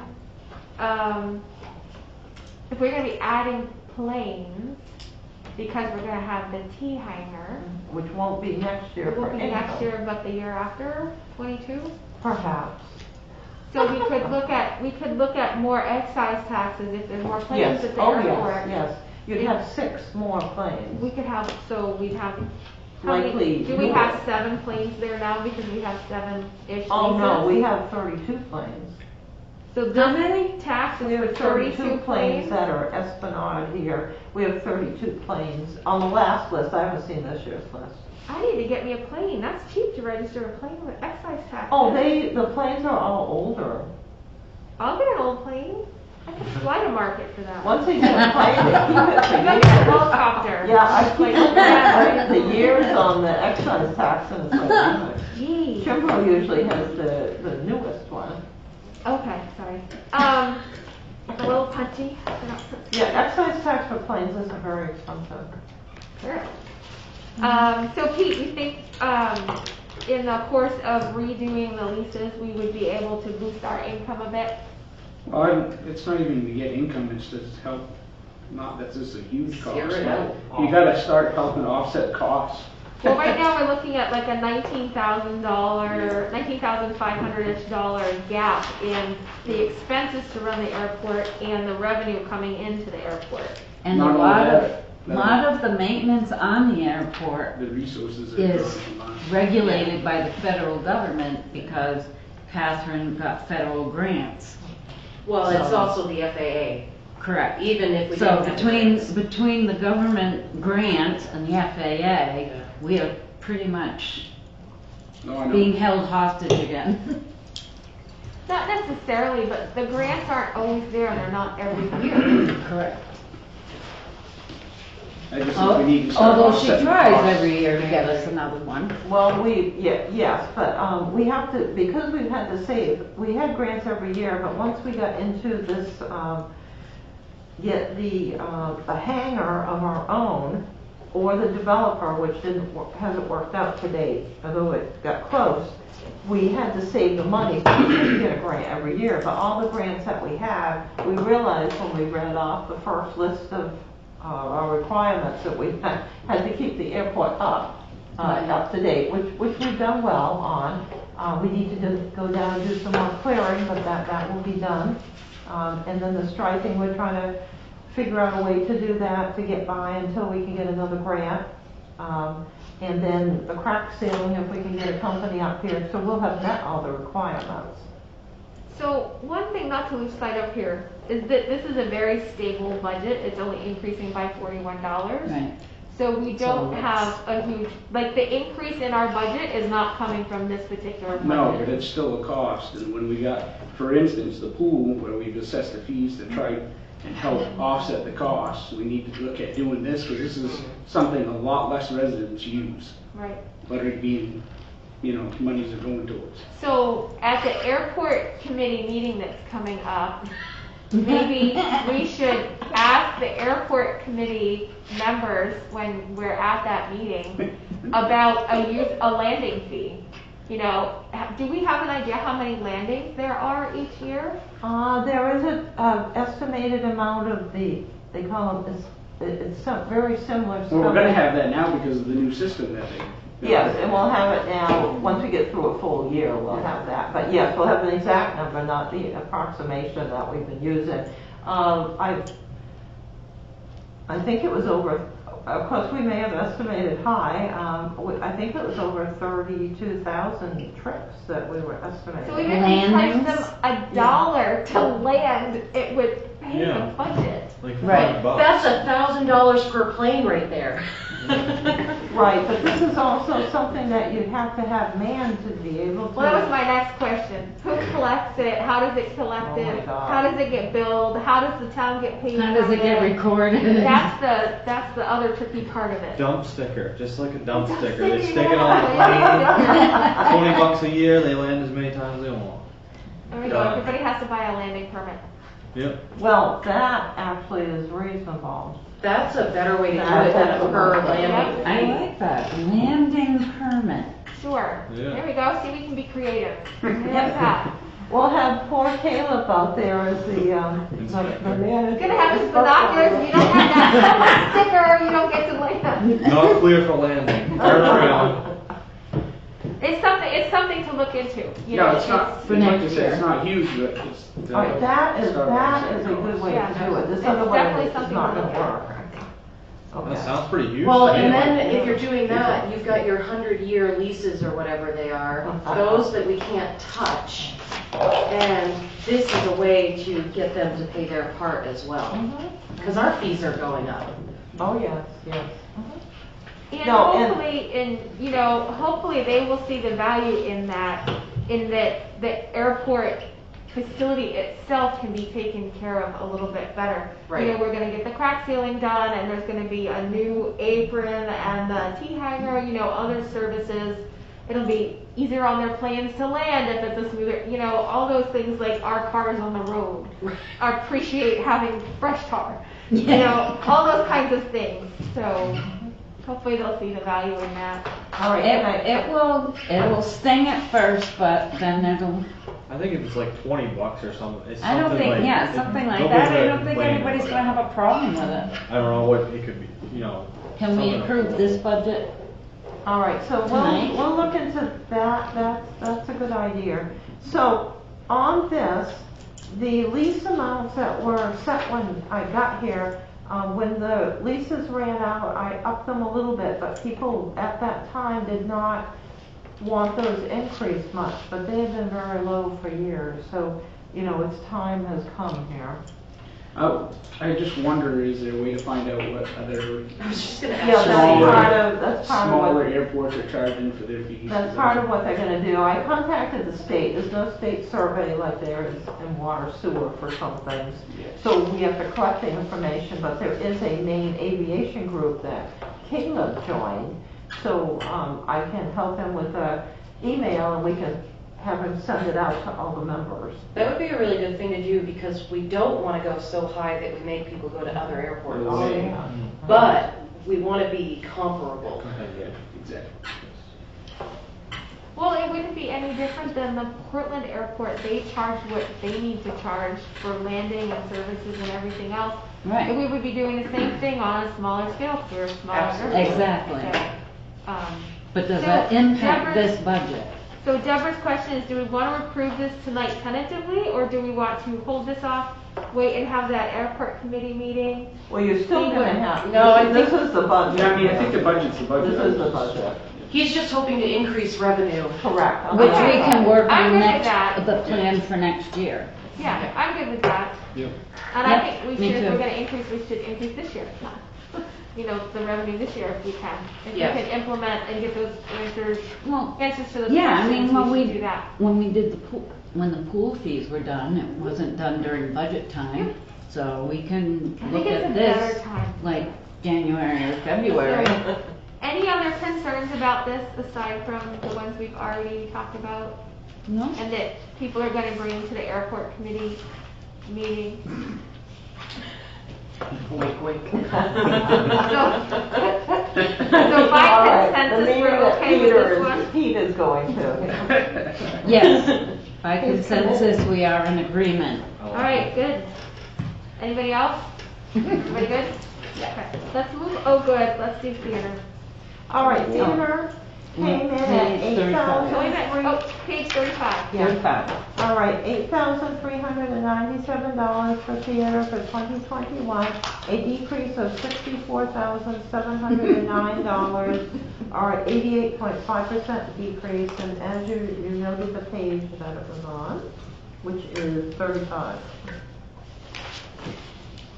And this is just to keep This is. The building keep from it going falling so we apart. do not have a. totally falling Do apart. not have a water a water issue there or a heating issue. So did we look into the possibility, Catherine, of what it would take to cordon off the area that doesn't need to be heated? Because I know that's something we had discussed in the finance committee meetings, and I'm wondering if that went anywhere. Not as of this point. The public works foreman has that on his list, but it's an inside activity and we're still working on the outside ones, yeah. I'd be really hesitant to just not heat parts of that building, Yeah, me too. especially where you have old plaster. The minute you don't heat that, it starts to like fall off the wall, Mm-hmm. Yeah. fall We don't off the want that. ceiling. I It's have a not the house best that has thing. that. Help. Yeah, not the best thing when you're trying to sell a building and have stuff falling down, really. It's Yeah, only $1,600 in the heating budget anyway, that's And pretty fair. I did I'd say. reduce it, yeah. No, you can't. I'd say that's pretty fair to heat us I building think that that's size. more than fair because Are we gonna I be- pay more than that for heating my home. The other thing we had talked about was, can we shut off the water and sewer, or does it have to be operational because of sprinklers? That was something you were gonna look into. Yeah, it has to be Just move it. operational for the furnace. For the furnace, oh, the Yeah, for furnace. Yeah. And I there's- would there's say no probably the sprinklers too. Yeah, there's no technical, all right, we definitely have to have the water on. I did talk to water and sewer, I Okay. did talk to the public works foreman. The public works foreman was, in his previous job, a boiler installer. And he said absolutely not, the water stays on. That's fine, those were questions I remembered we had had when we had the meetings. And there I mean, won't be a sewer bill. This Right. has gone down a lot already because it's just to keep it from falling apart, but I just wanted to. What was that number follow again? up. 68? 64, 64,000. 709. Well, Now, this is a conservative budget on the snow removal, so we'll. I was gonna say, is that snow removal cost enough, Catherine? Probably not, but. Is that shoveling the roof off? This Yeah, is, it's a yeah, flat I talked to Public Works about getting trying to find a different company that was less expensive, but it's hiring the company's cost to come in and do the removal of the snow once it hits 6 inches. Once it gets above 12 inches, it's another price. They can come back twice, then you've got another price, and it's expensive. So should we? and anybody who has a flat roof is pretty much have Should to. we be increasing this to avoid any issues?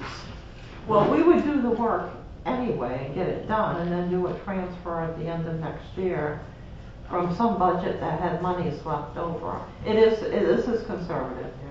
Is our electricity really gonna be $2,200 just to run the boiler and turn the lights on every once in a while? Well, I have the cost from the months it's been closed, and there's nothing that's on. The Coke machine was turned off, and the bills are pretty hefty. I mean, we've got it on a list to look at to see I what's was gonna going say, on. what's using power then? I don't know. That's a lot. It's pretty, That's $200 a month. it's pretty hefty in there. Yeah. Wow. Somebody else tied on to it? Well, we might find that out, you never know. Those buildings are connected. I know, that's what I mean. Probably nobody even knows. Yeah. We have that on a list to look at, because that is suspicious cost. That's really high. Okay, any So other? although that's really high, Now, this is for the full year? Correct, yeah. Okay. It's So it still- may be that by the summer, this isn't an issue anymore. Correct. right, Hopefully, Yeah, it just may be an issue to try to sell this during the winter, yeah, or right now. yeah. Do we need the air conditioning? We've got air conditioning contract services at $400. If it's not having showings and movies and stuff, do we need the air conditioning servicing if it's not being used? Well, it gets, Or is that just as bad, having it too warm in there is just as it bad as having gets, it gets horribly warm in there. Okay. Okay. Any other questions about this one, counselors? No, we don't want it to fall apart. I wish we could pat ourselves on the back and say, yeah, $64,000 I know, less, this is but a hard. we still, no, I mean, we still have a 7% increase in our budget after dropping that $64,000, so. Right.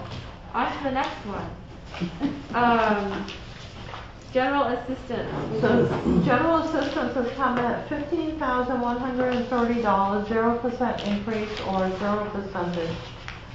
This account has been left this amount for many years. Sometimes it's high, sometimes it's low. It has worked out because we get 50% reimbursement. Those funds have stayed the same in the revenue budget. We're spending $15,000, that means we're actually spending $30,000 because we get 15 back from the state? No, we'd be actually spending 15,000, we get $7,540 back, if we spent all of it. There's a certain amount, we get 50%, and then we get up to a certain level, we get 80%. And looking at the past year and what we're looking at heading into for next year, do you think that have we used all of the general assistance for this year? Oh, no, not at all, we have hardly anyone that comes in. Okay, Yeah, so this I guess that's a figure, good thing. this figure could have been reduced years ago, but since we get 50% of it back, we just left it in here, because you never know what might happen some year. Yeah. But we're not a town, we've been very fortunate, we're not a community where we have repeat people every month, you know. People come in, they need something, they straighten things out, they don't come back for another year, then they come in again. Okay. And sometimes somebody just needs a hand up. Yeah. Yeah. Sometimes that little bit here and there can help. Any other questions about general assistance, counselors? Yep. Okay. Unclassified expenditures. All right, so those are located on page 37. Municipal unclassified is a decrease of $25,268 at $186,358, down from $211,626 last year. So a decrease of $25,268 or 11.9%. And I would note this does not have the 53rd payroll in it. So if we needed to have that in there, we'd have to put that money back, it'd be about that amount to put back in there. And that's where we're gonna look at this and see if we're gonna shift it to a different year, which may be an option here. So looking at the other items, everything is budgeted at the amounts that is the requirement. The retirement match account has gone up because payroll goes up each year, and as each person's hired, they now join the Maine State Retirement System. This was not something that went on in the 2000s or up to the last 4 or 5 years. Now everybody seems to join it. And then until this year, you had monies that were in the CD that offset that in the revenues. I did add that in as a revenue, stating that we would take it from the Pittsfield Future account, because those were funds that came to us to pay for the cost of the retirement, which was the excess money that the Maine State Retirement System had, that they had to give back to all the towns when they were audited. Town report, that has been going well. We might be able to reduce that again. Contingency, I did increase that just because there seem to be more and more unexpected costs as people charge for more items. The consultant study, we might be able to take that out. I don't really think it's necessary. Educational. Consultant study for what? Yes, this was to study how everybody's overworked and changing around the departments. The efficiency study. Efficiency Oh. study. I don't really I think think it's a study we're that perfectly you capable of doing that ourselves. I think we can do that ourselves now.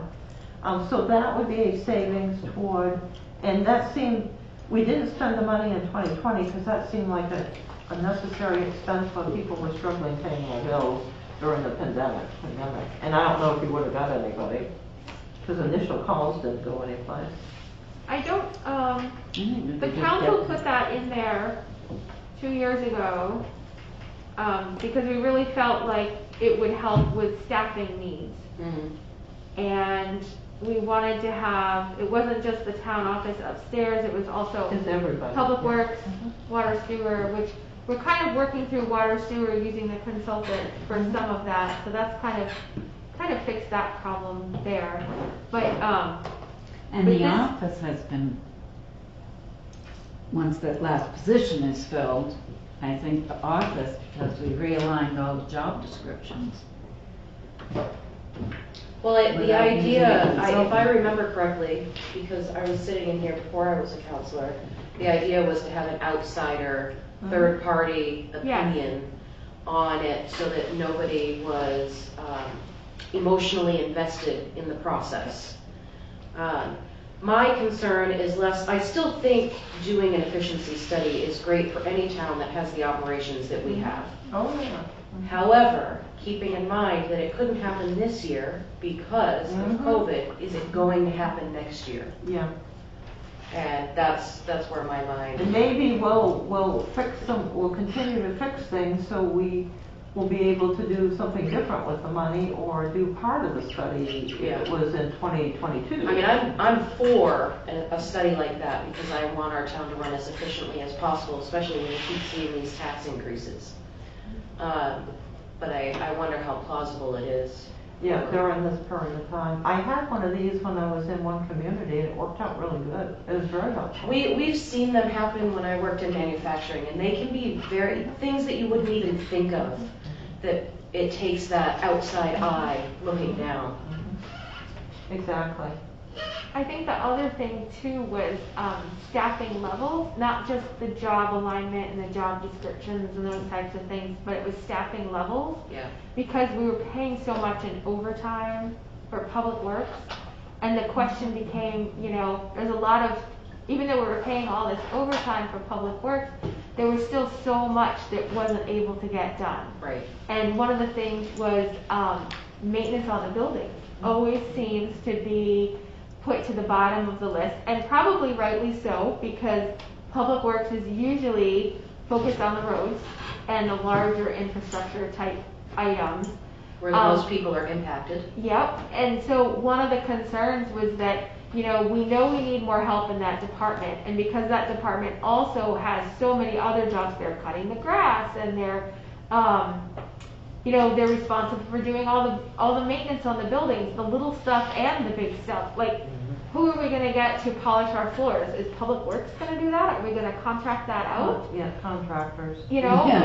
It's, and that might be the thing that makes a big difference in that. Like, if we know we need to hire someone, where do we hire them? Where do we put them? And that type of efficiency study can make that a better determination, I think. Like, do we hire someone to do custodial work at all of the buildings and light maintenance and repair? Or do we need to hire a full-on laborer at the Public Works Department that then you try and pull them away from the other stuff to do these little things again? So, I mean, I like the first understand. idea Yeah, better than the second idea. right. Because if you put someone at the highway department, Yes. all that stuff is still gonna go to the bottom of the list. And Exactly. getting that person up, so you'd be better off hiring a full-time custodial / small maintenance, Right, whatever. and we had it in the budget, and we slashed it from the budget because people said you shouldn't be hiring more people, and that was the objection. But at the same time, we have all these projects on the buildings that need to be done that our Public Works don't have time to do. Well, And, go ahead, Matt. my opinion on the $12,000 is I'm happy with slashing it because I don't see it, even if we want, Yeah. I agree it'd be great to do, but next year it's probably not gonna happen if COVID is still with us. And I'm more happy about cutting that $12,000 than I am at the recreation department trying to cut some kids' soccer program or Yep. arts Exactly. program. So let's cut 12,000 a year, this year. And by the That's time, fine. I agree with that. by the time we get to do this, we may have some more items solved, so then you can concentrate. That 12,000 right there pays for your pool director. So do we take 12, drop that 12,000 when Catherine redoes the rec for us to look at again? Add that 12,000 into the rec budget? Well, no, you're just cutting it No, here, I'm so saying you're that cutting the- $12,000. Oh. No, but I'm just Sorry. saying, we were No, just my- looking right, at you- cutting $6,000 for arts programs. And Yeah. now we're looking at something twice as high that doesn't really, we know it may not happen. And yes, it does have benefit, but I can just see people aren't gonna be storming in here because we're cutting a Right. efficiency study. But if we cut the soccer programs. Yes, No, I absolutely. mean, I agree with you, I just don't wanna lose sight of the reason why it's in there. It wasn't put in there just to be like, hey, this would be fun, Right. let's do this. Yeah. Oh, There was no, a lot not of at all. thought put into why we thought that it was a good idea to have it done. And the goal was to make our budgeting more focused and our staffing needs more clear as far as what we needed. So And I it just didn't wanna was, lose yeah. that part of it. It's unfortunate that it didn't happen this year like we had planned for. Well, it's probably fortunate that it didn't happen this year. Yeah. Because everything else, like, was so That's- crazy. It wouldn't have been an effective study. No, it wouldn't. It totally What I wouldn't think have I mean been is, an it's effective- unfortunate that we had what we had that didn't allow it to be able to happen. Right. So we can just keep that on our radar for our goals I for think next, so. for 2022. Yeah, or still something. leave, Well, it still leave would it as a still line be- item, just. It would still Yeah. be in, get it in the budget packet Right, again and- next year. Right, and you'll see it, it's already a line item. Right, yes. Peter says. Yeah. And the other thing too is that, you know, as terrible as all the changes that COVID has wreaked havoc on everybody for these things, I think there has been some efficiencies gained within the office just because they've had to work around all these different ways to do their jobs. And so that in itself may have some benefit to it, that there's been some creative ways to work around having this workload of stuff. Absolutely. Okay, so we're all good with, taking that $12,000 out of consultant study? Yep. Yep.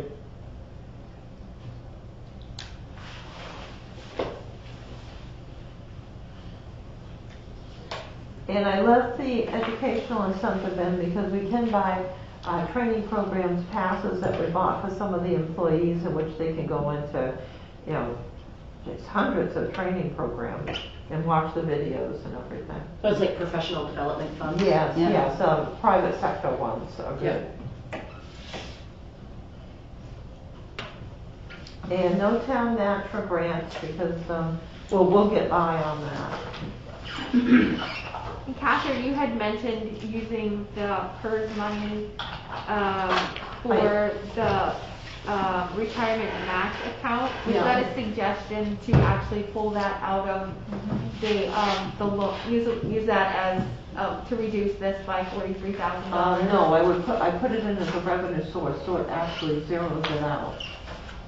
So basically, what has happened to date, the monies that we got back from Maine PERS, which used to be Maine State Retirement System, and the monies that built up that wasn't utilized over the years with their very good investment strategy.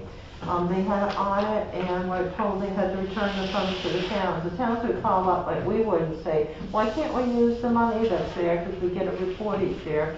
And we were told we never could use it. And then it came to a point where we were told we could, and we got back a massive amount of money that became Pittsfield Future Fund. But that was to pay for the retirement benefit match of the town, not to be used for all these other things. So we pulled out several years worth into a CD to guarantee the employees would have that retirement money match for the town.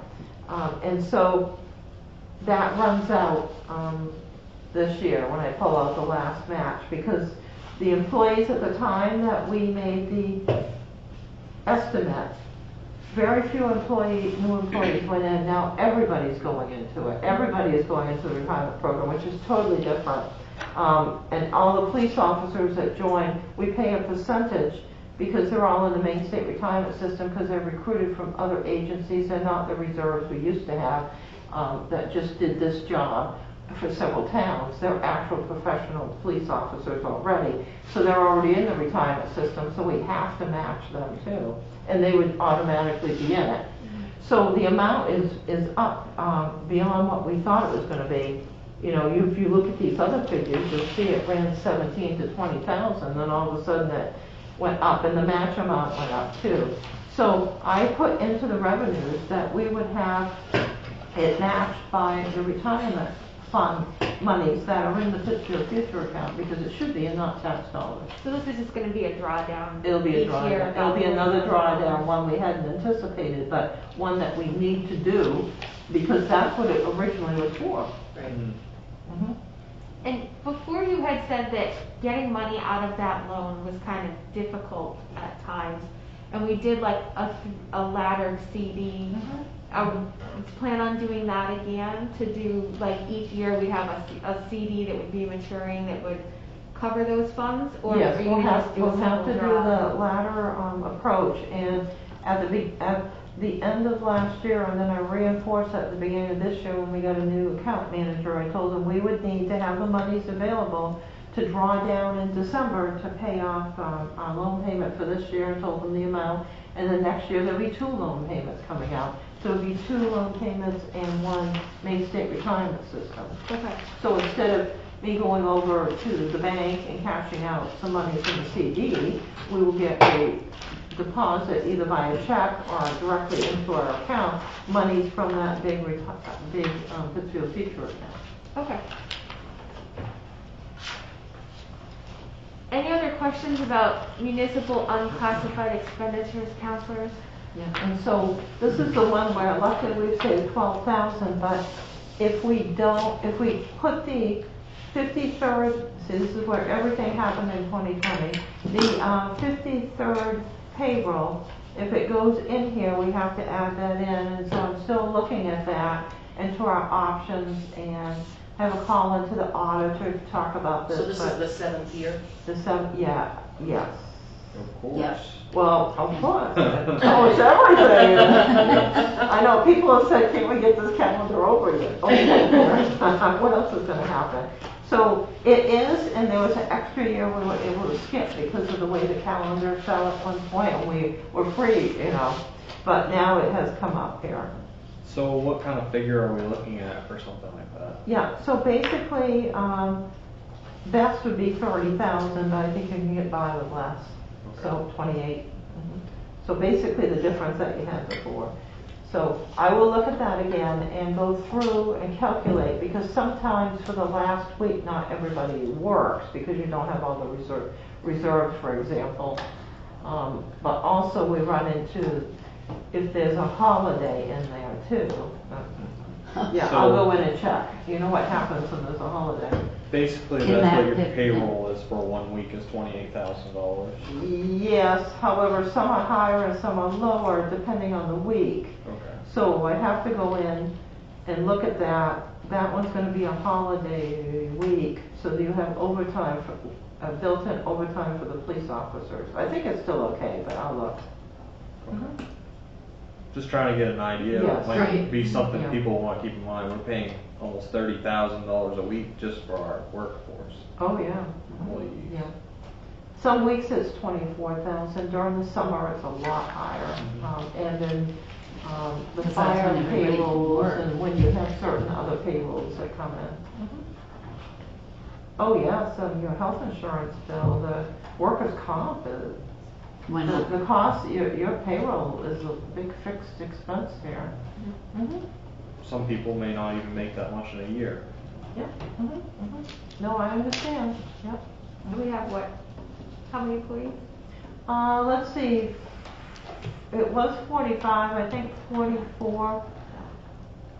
44 regulars, of which half are part-time and half are full-time. Okay. A lot of people. Yes, it is. I know, you just think, when I got here, I just thought this was gonna be a little operation, and then I saw the complexity. I mean, the auditor says we're the most complex town until you get up to a city on all of the accounts and all the mechanisms that we use to pay, use other monies, to run the budget. So are we approving this or waiting for Catherine to do something to it? Well, No, we're approving it, and then we may have the cost for the payroll. Okay. We'll have to decide what we're gonna do here. We'll look at our options. But we can okay it and Oh, then, sure. okay. Some towns have pushed this along a day and not had a problem from it. Other towns have decided not to do that, so we'll have to see what to do. So the payroll was the only questionable thing we had in there. Yes. Any other discussion around this one, counselors? So we have the auction going on. It is 10 o'clock. Let's Does not, anyone have the please. appetite for going on to another one tonight? Well, thank you. I would be I happy can to see go this for side it. of the room's all set here. I'm so I've been tired. out since 3 o'clock. I don't do well with this time change thing. It takes me like a good I month and a know. half to not wake up at 3 in the morning. 'cause it's So we're actually not 4 in the gonna do morning. the other two that I So- asked about.